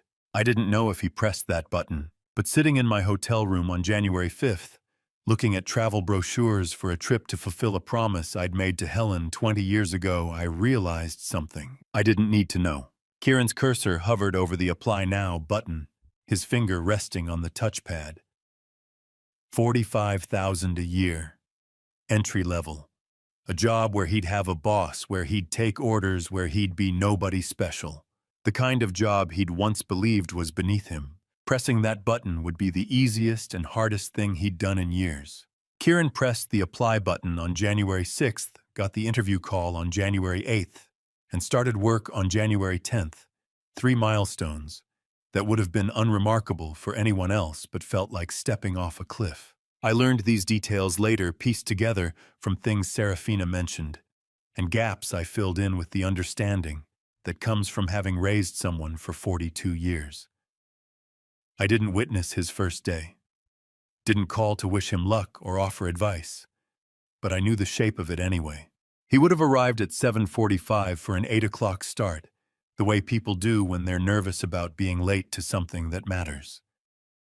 The logistics company occupied a modest building in an industrial park, the kind of place with fluorescent lights and gray carpet, and motivational posters in the break room. Marcus Caldwell, 32 and professionally efficient, had managed teams for 8 years and treated every new hire the same fair expectations. Zero favoritism, no interest in their backstory. He would have shown Kieran to a desk in a row of identical desks, logged him into a computer, explained the break room schedule and the daily update requirements. "You'll report to me," Marcus would have said, his tone neither warm nor cold. "Daily updates by 4 p.m. Questions go through proper channels. We run a tight ship, but if you work hard, there's room to move up." Kieran would have forced his most professional tone. "Understood. Thank you for the opportunity." Marcus would have nodded, already moving on to his next task, not seeing the expression on Kieran's face as he sat down at that desk. Not recognizing that the man in front of him had once had his own office, his own company, his own belief that he'd never have to answer to anyone. For the first time in 12 years, Kieran had a boss. For the first time in his adult life, his opinions didn't automatically matter. The humiliation wasn't dramatic.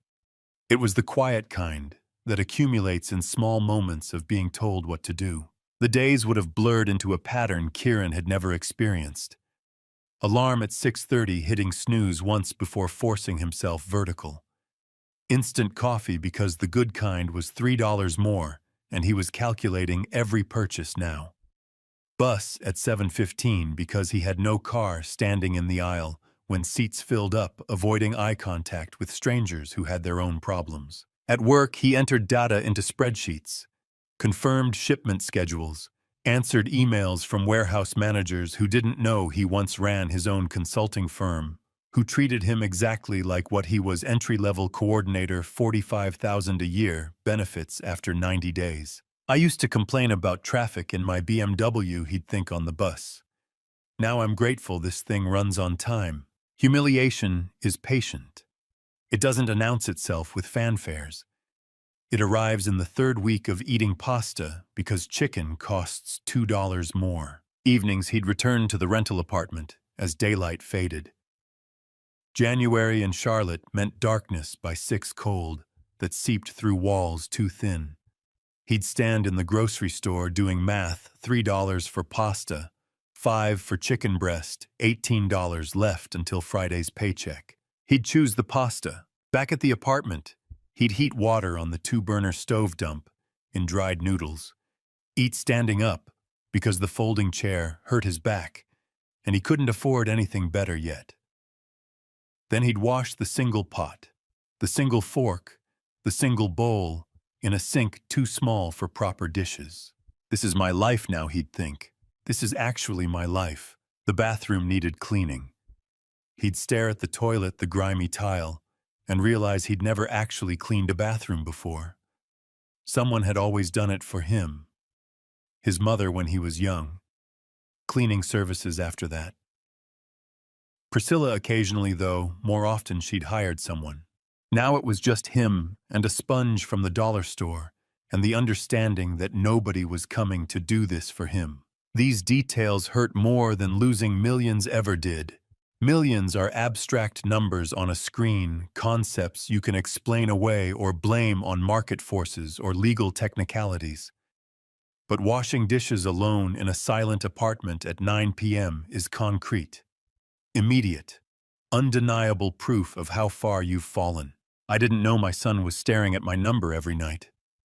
If I had, would it have changed anything? I don't think so. Some lessons only work if you learn them alone. On January 15th, a Wednesday, cold and ordinary Kieran would have finished another day of taking orders from Marcus about shipment schedules that didn't interest him, coordinating deliveries. He didn't care about being professional to people who would never know he'd once believed himself above this kind of work. He'd have ridden the bus home in the dark. Stopped at the grocery store, pasta again, $18 until Friday. Back to the apartment where the heat barely worked and his breath fogged when he exhaled. Microwaved pasta. No sauce because sauce cost extra. Just butter and salt and the mechanical action of eating because his body required fuel. Then he'd have sat on the floor, the folding chair abandoned in favor of carpet, that smelled faintly of whoever lived there before him, and pulled out his phone. My contact would still be there. Dad. Mobile. The number he'd looked at every single day for 2 weeks without pressing a call. His thumb would hover. What would he say? I'm working at a logistics company for $45,000 a year. You were right about everything. I'm sorry I threw you out on Christmas Eve and destroyed my own inheritance. He wouldn't know which would be true. Wouldn't know if any of them would matter. Just press call, he'd whisper to himself. Just do it. But then the questions would come and say what? That I'm sorry, that I need him, that I'm drowning. He'd set the phone down face first on the carpet. Maybe it was pride keeping him from calling. Maybe it was shame. Maybe it was stubborn refusal to admit he needed help. The truth was, he didn't know which, and that might have been the most honest thing he'd acknowledged in years. Tomorrow, he'd tell himself. I'll call tomorrow, knowing he wouldn't. I folded the last shirt, a gray flannel Helen bought me in 2019, and laid it flat in the suitcase beside 3 books, 2 pairs of jeans, and the framed photo of her at Sequoia National Park. While Kieran sat in his rental apartment staring at my number and promising himself tomorrow, I was packing for a journey we'd planned 20 years ago. The distance between us was already measured in more than miles. The hotel room had become familiar over the past month. Clean, functional, anonymous in the way temporary spaces are. I'd brought almost nothing with me when I left the Dilworth house on Christmas Eve, and I was leaving with even less now. I picked up Helen's favorite poetry collection, Mary Oliver Pages, soft from years of her reading, and placed it in the suitcase. 2 more books, a biography I'd been meaning to read, and a guide to the Oregon coast. 1 jacket, toiletries. Everything I needed fit in a single carry-on. The framed photo required more care. Helen at Sequoia National Park, 43 years old, laughing at something outside the frame. I wrapped it in a soft sweater and nestled it between the books where it wouldn't shift during travel. I'd spent 20 years in a mansion full of possessions, furniture. I'd paid for art, I'd selected rooms I'd filled with the accumulation of a comfortable life. Standing in this hotel room with everything that mattered packed into 1 bag, I understood what Helen had meant when she said, we could live on a beach with nothing but books and coffee. She'd been right. She'd been right about so many things. A knock at the door interrupted my packing. Serafina stood in the hallway holding a folder. Foundation paperwork, she said. Final signatures. I let her in. She set the folder on the small desk and opened it with the practiced efficiency of an attorney who'd done this hundreds of times. Everything's complete, she said. Legal structure filed board-appointed Desmond a community education advocate and the director of Charlotte's literacy program. The endowment is fully funded. I pulled out the chair and sat. The first page showed the foundation name in formal legal print, the Helen Langley Educational Fund. Seeing her name there, permanent official, attached to something that would outlive both of us, made my throat tight. 4.2 million. Serafina continued flipping to the financial summary. First scholarships awarded to 3 students. Full ride 4 years, each renewable based on academic performance. She showed me the list. 3 names. 3 kids from Kieran's former private school district. The wealthy area where he'd grown up, believing the world owed him everything. Except these kids hadn't grown up wealthy.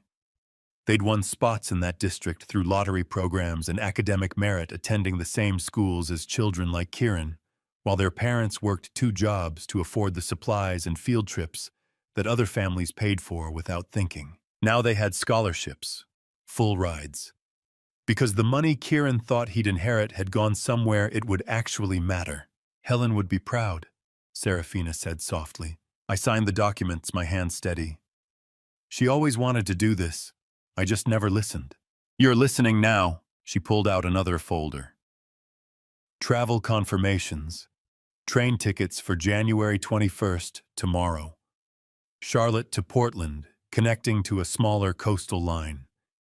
6-month rental already paid for in a town called Cannon Beach, the place Helen had circled in travel magazines for 20 years, while I'd said, "Next summer, we'll go next summer."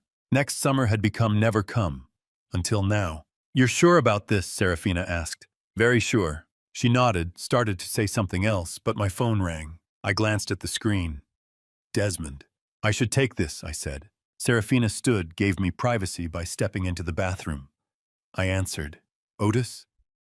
Desmond's voice was warm. "The foundation board met this morning. I wanted you to know the scholarship recipients before it becomes official." Serafina just showed me the list. "Did she tell you about Maria Miller?" I paused. "That name sounds familiar." "Rosa Miller's daughter. Rosa worked as your household cook for what was it, 12 years. The memory crystallized. Rosa. Quiet, efficient, always arriving early and leaving late. I'd paid her minimum wage because that's what Kieran had said was standard for household staff. She'd smiled and said thank you and never complained. "Maria's attending UNC Chapel Hill this fall," Desmond continued. "Engineering major. The scholarship covers everything: tuition, housing, books." Rosa cried when they told her. Money that had once paid Rosa minimum wage to cook meals for people who never thanked her was now funding her daughter's education at one of the best universities in the state. The irony wasn't lost on me. Neither was the rightness of it. "Thank you for telling me," I said. "You did a good thing, Otis. Helen would be proud." That's what Serafina said. We ended the call. Serafina emerged from the bathroom, saw my expression. "Good news, good news." She smiled, gathered her folders. "I'll let you finish packing. Train leaves at 9:15 tomorrow morning. I'll pick you up at 8. After she left, I returned to the suitcase. Almost done. Just the toiletries and the jacket draped over the chair. My phone vibrated. Not a call this time. Just the buzz of movement on the nightstand. I looked at the screen. "Kieran, incoming call." I watched it ring, once, twice, 3 times. 6 months ago, I would have answered to gloat. 3 months ago, I would have answered to argue. Now I just wanted silence. I picked up the phone, turned it over, and placed it face down on the nightstand. The vibration continued for another few seconds, then stopped. I folded the jacket, packed the toiletries, zipped the suitcase closed. The latches clicked into place, 2 metallic snaps in the silent room. I looked around one last time. Bare walls, stripped bed, empty closet, a month of living reduced to checkout and a single bag. The phone still lay face down on the nightstand. A faint glow showed through the case missed call notification. I picked it up, slid it into my pocket without looking at the screen, and walked to the light switch. Tomorrow I'd board a train to the coast. Tomorrow I'd begin fulfilling a promise 20 years deferred. Tomorrow I'd see if Helen's dream of living simply by the ocean was as peaceful as she'd believed. Tonight, I turned off the light and walked out of that hotel room for the last time, leaving behind the life I'd spent 2 decades building and the son who'd thrown it away with his own hands. On January 21st, Kieran woke at 6:15 a.m. to the alarm he'd set on a phone with a cracked screen he couldn't afford to replace. I knew this because I'd driven past the apartment complex once 3 weeks earlier on my way back from a cardiologist appointment. I hadn't stopped. I'd simply noted the building, a 4-story brick structure with rusted railings and a parking lot full of dented sedans, and continued driving. Later, Serafina mentioned she'd heard from someone at the country club that Kieran was working warehouse shifts 6 days a week. I asked her not to tell me more, but I imagined it anyway. The alarm at 6:15. The bus at 6:47 smelled like diesel and sweat. The warehouse floor where he lifted boxes for 9 hours, surrounded by men who didn't know he'd once belonged to the Ashford Country Club, didn't care that his mother had chaired the Historical Society. I imagined him microwaving dinners in that efficient apartment, eating alone at a folding table, the television playing shows he wasn't watching. 4 days passed like that. January 21st, 22nd, 23rd, 24th. I didn't think about him constantly. That would suggest I was waiting for something, watching for redemption or collapse. I wasn't. The loop had closed. Kieran was living the consequences I'd designed, and I'd moved on to living what remained of my own life. On January 25th, I attended the Helen Langley Memorial Scholarship Fund ceremony at the Charlotte Museum of Art. The event hall was elegant, without being ostentatious, tall windows overlooking the sculpture garden, white tablecloths, arrangements of winter roses Helen would have approved of. Serafina had organized everything. She stood near the entrance in a navy dress, greeting arrivals with the same grace Helen had possessed. Desmond was beside her, looking uncomfortable in his suit, but present solid. They'd selected 3 recipients this year. The first was a young man studying engineering at NC State, the son of a single mother who cleaned office buildings. The second was a girl heading to UNC School of the Arts for dance, her father, a mechanic who'd worked 2 jobs to keep her in lessons. I shook their hands, said the things Helen would have said about potential and opportunity and giving back. Then Rosa Miller approached the podium. I recognized her immediately, though I hadn't seen her in years. She'd worked for us as a cook for 12 years, arriving at 6 a.m. 6 days a week to prepare meals. Helen could no longer manage herself during the worst of her illness. We'd paid her minimum wage because that's what Kieran had recommended when he managed the household accounts. Market rate, he'd called it. Rosa had never complained, had simply showed up every morning and left every evening invisible. Now she stood at the microphone, 63 years old, with silver in her black hair, tears streaming down her face. "My daughter, Maria," she said, voice breaking. "She's going to Duke. Pre-med. Because of Mrs. Langley's fund, because of this family's generosity, my daughter is going to be a doctor." The room applauded. I looked at Maria Miller, 19, brilliant-eyed, wearing a dress Rosa had probably saved for months to buy, and felt something crack open in my chest. Not redemption. Not absolution.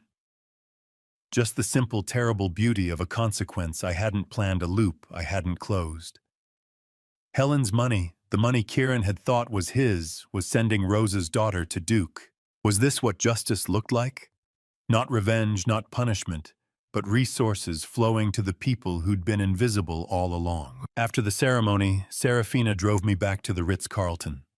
She didn't mention Kieran, neither did I.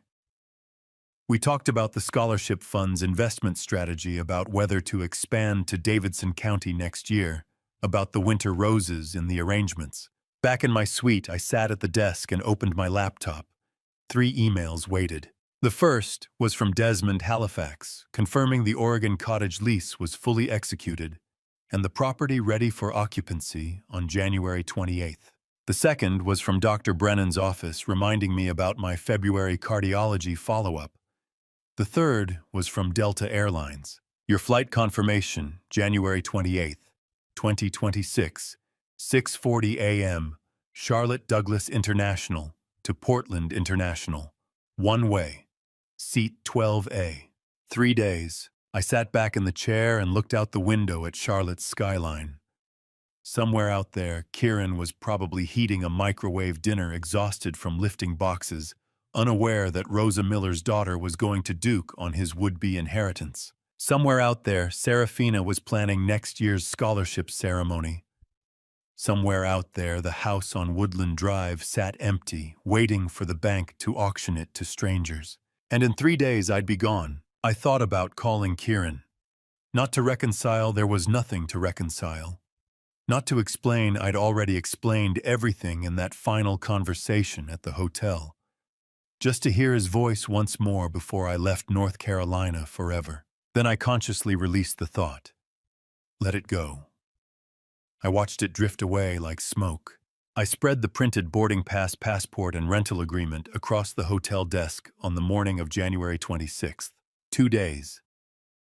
48 hours until the flight, until I left North Carolina forever. The documents looked ordinary, laid out in the morning light. Just paper and ink, administrative artifacts of a life transition. But they represented something more, the final arrangement of a man who'd spent 68 years accumulating obligations and was now down to 3 pieces of paper and a carry-on suitcase. I picked up the passport first, valid through 2028. The photo showed a version of me from 4 years ago, before Helen died, before the diagnosis, before I'd understood what consequences really meant. Then the boarding pass, Delta Flight 1247, January 28th, 6:40 a.m., Charlotte Douglas, to Portland International, seat 12A, window seat. I'd always preferred the window. The rental agreement was last 6 months, paid in full for a furnished 2-bedroom cottage with ocean views. The property manager's email had included photos, weathered gray shingles, a wraparound porch, windows facing west toward the Pacific. The kind of place Helen had circled in travel magazines, the kind we'd always promised to visit next summer. I opened my laptop and checked the foundation account one more time. The Helen Langley Memorial Scholarship Fund showed a balance of $847,000, the full endowment safely transferred and generating returns for future scholars. Below that, my personal checking account showed $43,200. It was more than enough for 6 months of rent, coastal groceries, medications, and whatever peaceful moments came next. "I brought you something," she said, settling into the chair across from the desk. She opened the folder and pulled out printed maps, coastal Oregon Cannon Beach hiking trails along the cliffs. Beneath those were handwritten notes, local doctors who accepted my insurance, a pharmacy that delivered the name of a woman who ran a book club at the community center. "You've been researching," I said. "Someone has to make sure you don't disappear into the wilderness without a plan." She poured coffee into the thermos cap and slid it toward me. Cannon Beach.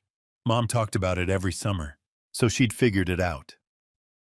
I shouldn't have been surprised. Serafina had always been the one who paid attention, who remembered the details everyone else forgot. "We were always going to go next year," I said.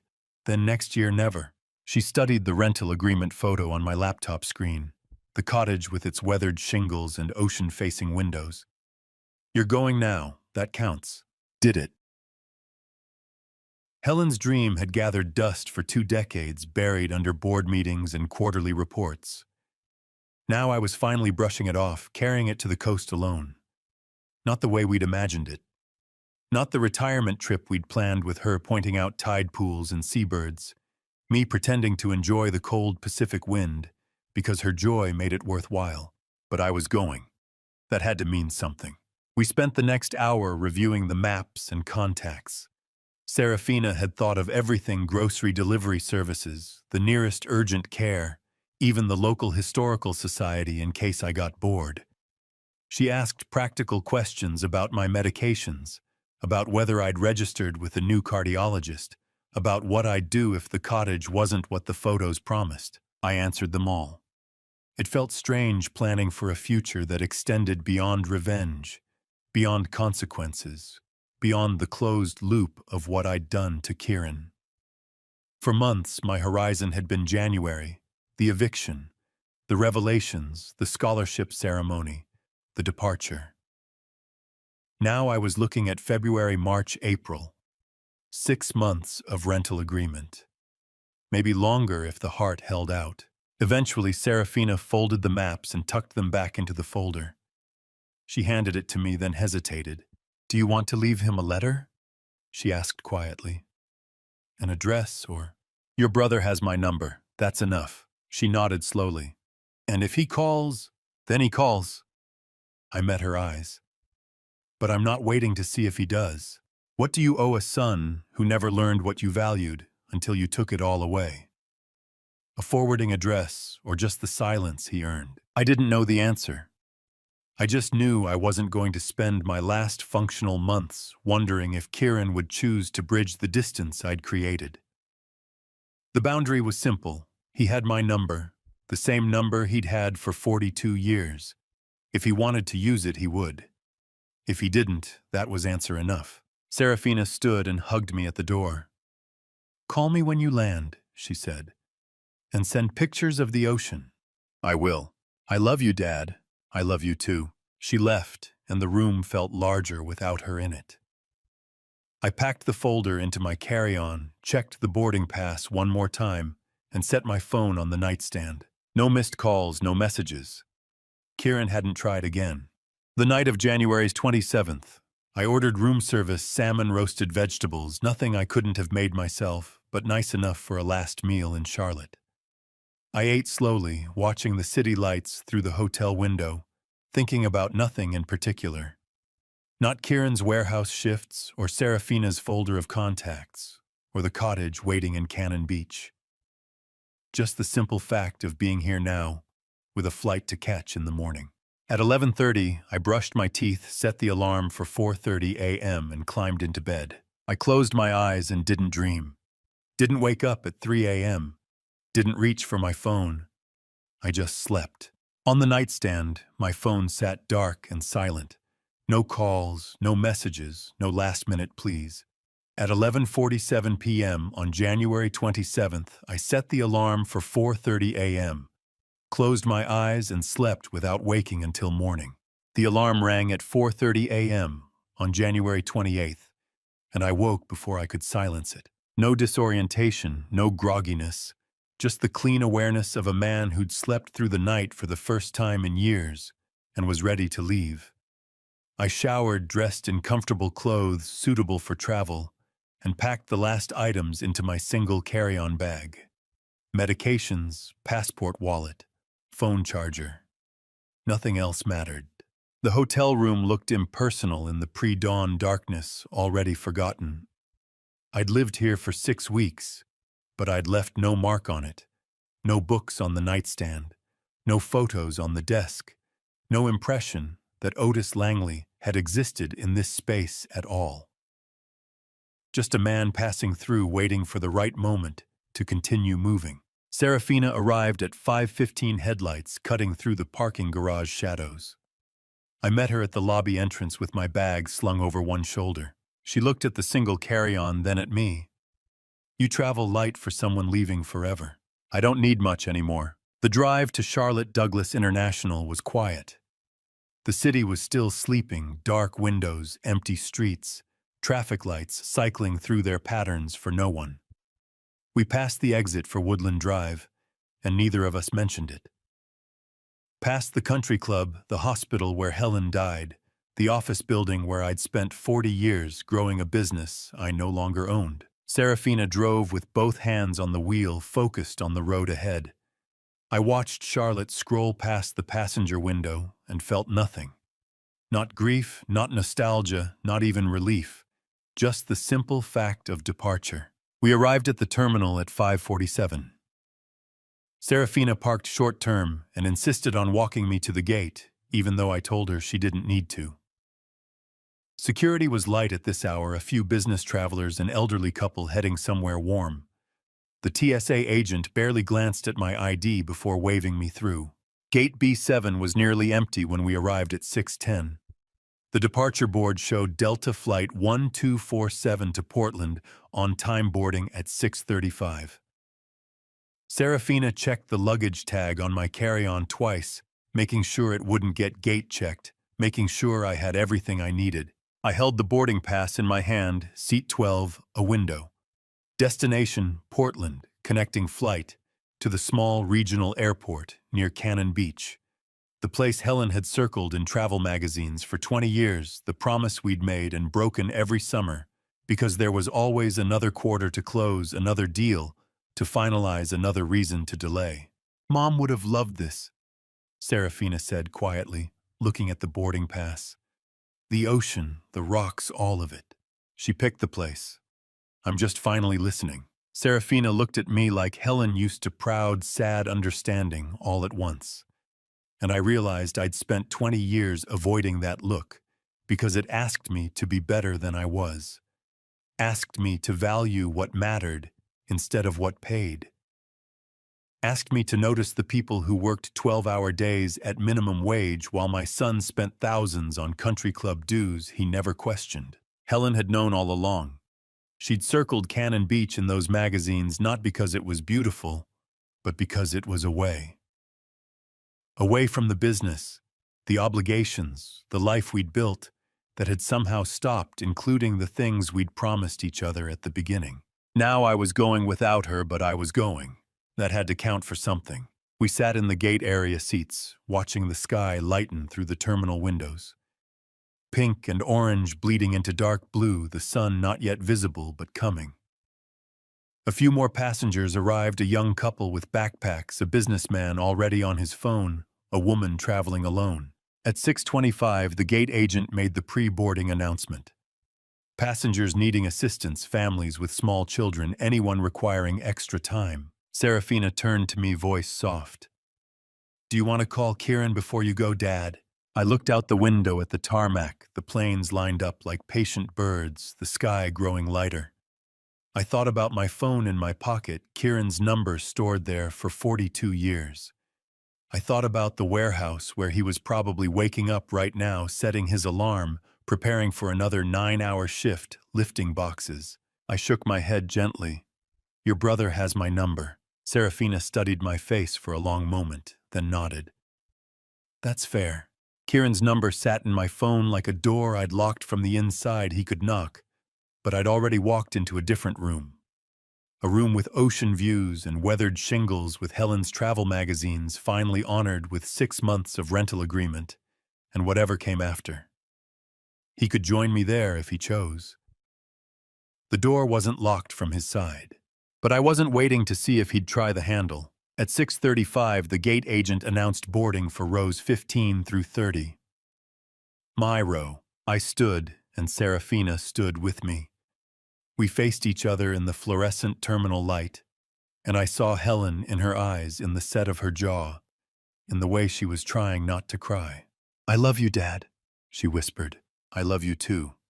Take care of your foundation work."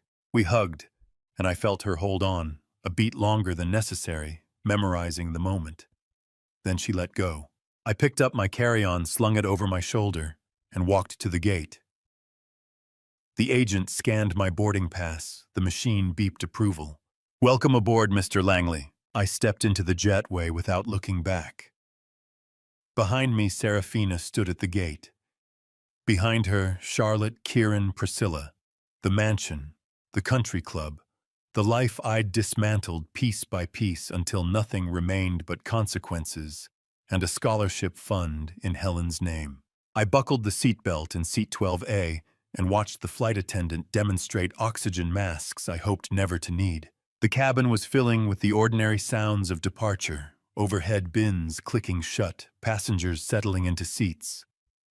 A toddler somewhere behind me asking questions, her mother answered in patient whispers. I'd stowed my carry-on above everything I owned in the world, fitting into a single bag that weighed less than the briefcase I'd carried to the office for 40 years.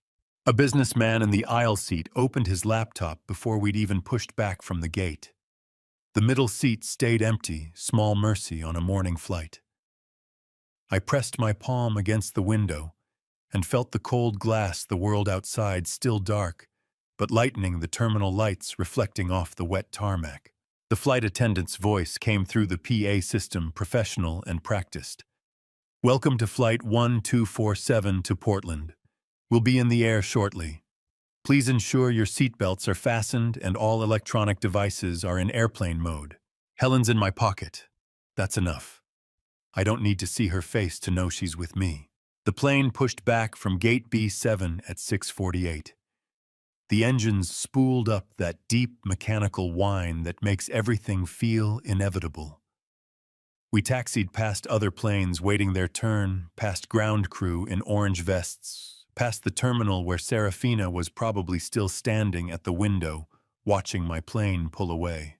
At 6:52, the engines roared and we accelerated down the runway. The wheels lifted and Charlotte dropped away beneath us. I watched the city shrink through the window. Buildings became blocks, roads became lines. Neighborhoods became patterns of light and shadow. Somewhere in that grid of streets was the mansion on Woodland Drive. Empty, now waiting for the bank to sell it to strangers who wouldn't know. Helen had died in the master bedroom, or that Kieran had grown up believing he was entitled to every square foot. How many fathers spend 20 years building wealth to prove love only to discover that taking it all away was the first honest conversation they ever had? I didn't know if Kieran would ever understand what I'd done or why. The plane leveled at cruising altitude, and the seatbelt sign dinged off. I closed my eyes and let my head rest against the seat back. For 20 years, I'd carried Helen's memory like a weight I couldn't put down. Built wealth to prove I could provide what she'd deserved, accumulated assets to show I was worthy of the life she'd given me, watched Kieran take it all for granted because I'd never taught him what any of it cost. Not in dollars, in years, in choices, in the promises Helen and I made to each other that got buried under quarterly reports and board meetings. For 20 years, I waited, carried the burden, and hoped. I was invisible not to them, but to myself. Invisible under the Christmas lights that December night when Kieran told me to find somewhere else to sleep. Invisible in my own house, in my own life, in the space where I should have mattered most.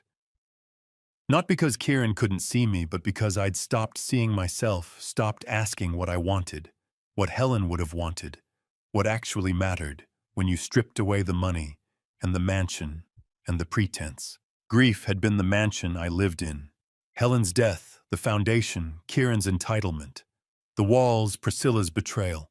The roof, and I'd finally walked out the door, leaving only the keys behind. Sometimes letting go isn't giving up. It's the only way for both sides to have a chance to start over. I didn't know what Kieran would do with his chance. Whether he'd learn to value what he'd lost or just resent me for taking it. Whether he'd build something real from his warehouse job and efficiency apartment, or spend the rest of his life bitter about the inheritance that disappeared. That was his story to write now, not mine. Mine was written in Helen's handwriting, in a travel magazine from 2006, Cannon Beach, Oregon. Retire here. Promise. I opened my eyes and looked out the window. The plane cut through winter clouds, sunlight breaking through in shafts that turned the white cotton gold. Below, Charlotte had disappeared into the morning haze, the city just a smudge on the horizon, everything I'd built and dismantled, reduced to a point on a map that was already behind me. No Christmas lights overhead. No mansion weighing me down. No son to rescue from himself, no daughter-in-law to confront, no revenge left to orchestrate. Just clouds and horizon, and the promise Helen had made me write down 20 years ago in the margin of a magazine I'd thought we'd have decades to fulfill. I'd been wrong for decades, but I still had this. The flight attendant came through the cabin with coffee, and I declined. I didn't need anything. I didn't want anything except what I already had: a window seat, a carry-on bag, and 6 months in a cottage with ocean views where Helen had circled her dream in purple ink. Somewhere over the Appalachians, with the last of Charlotte's geography dissolving beneath a ceiling of winter cloud. I reached into my jacket pocket and drew out the photograph, Helen at Sequoia, 43 years old, laughing at something the camera couldn't capture, and held it against the cold glass of the window. So the pale morning light fell across her face the way afternoon sun once fell across our garden, warm and unhurried. The way time moves when you've finally stopped counting what you've lost and started noticing what remains. I didn't know if Kieran would ever dial those 11 digits. Didn't know whether the man lifting boxes in a warehouse on the east side of Charlotte would eventually trade his silence for something honest enough to matter. But somewhere between the altitude and the steady drone of engines and Helen's eyes catching the light at 32,000 feet, I understood that I had already answered the only question that ever truly belonged to me. Not whether my son would choose to grow, not whether Priscilla's careful escape had led her anywhere worth arriving, but whether Otis Langley at 68 years old, with a borrowed horizon and a one-way ticket, could finally learn to live a life that felt like his own, and the answer rising quiet and certain as the Pacific dawn already waiting on the far edge of the continent was yes. And to you listening to my story, remember this.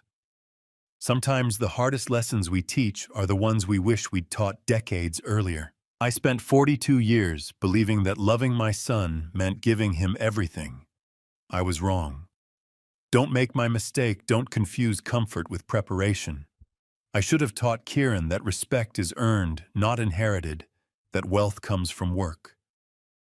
By the time I understood, I had to take everything away just to give him a chance to learn what I should have shown him from the start.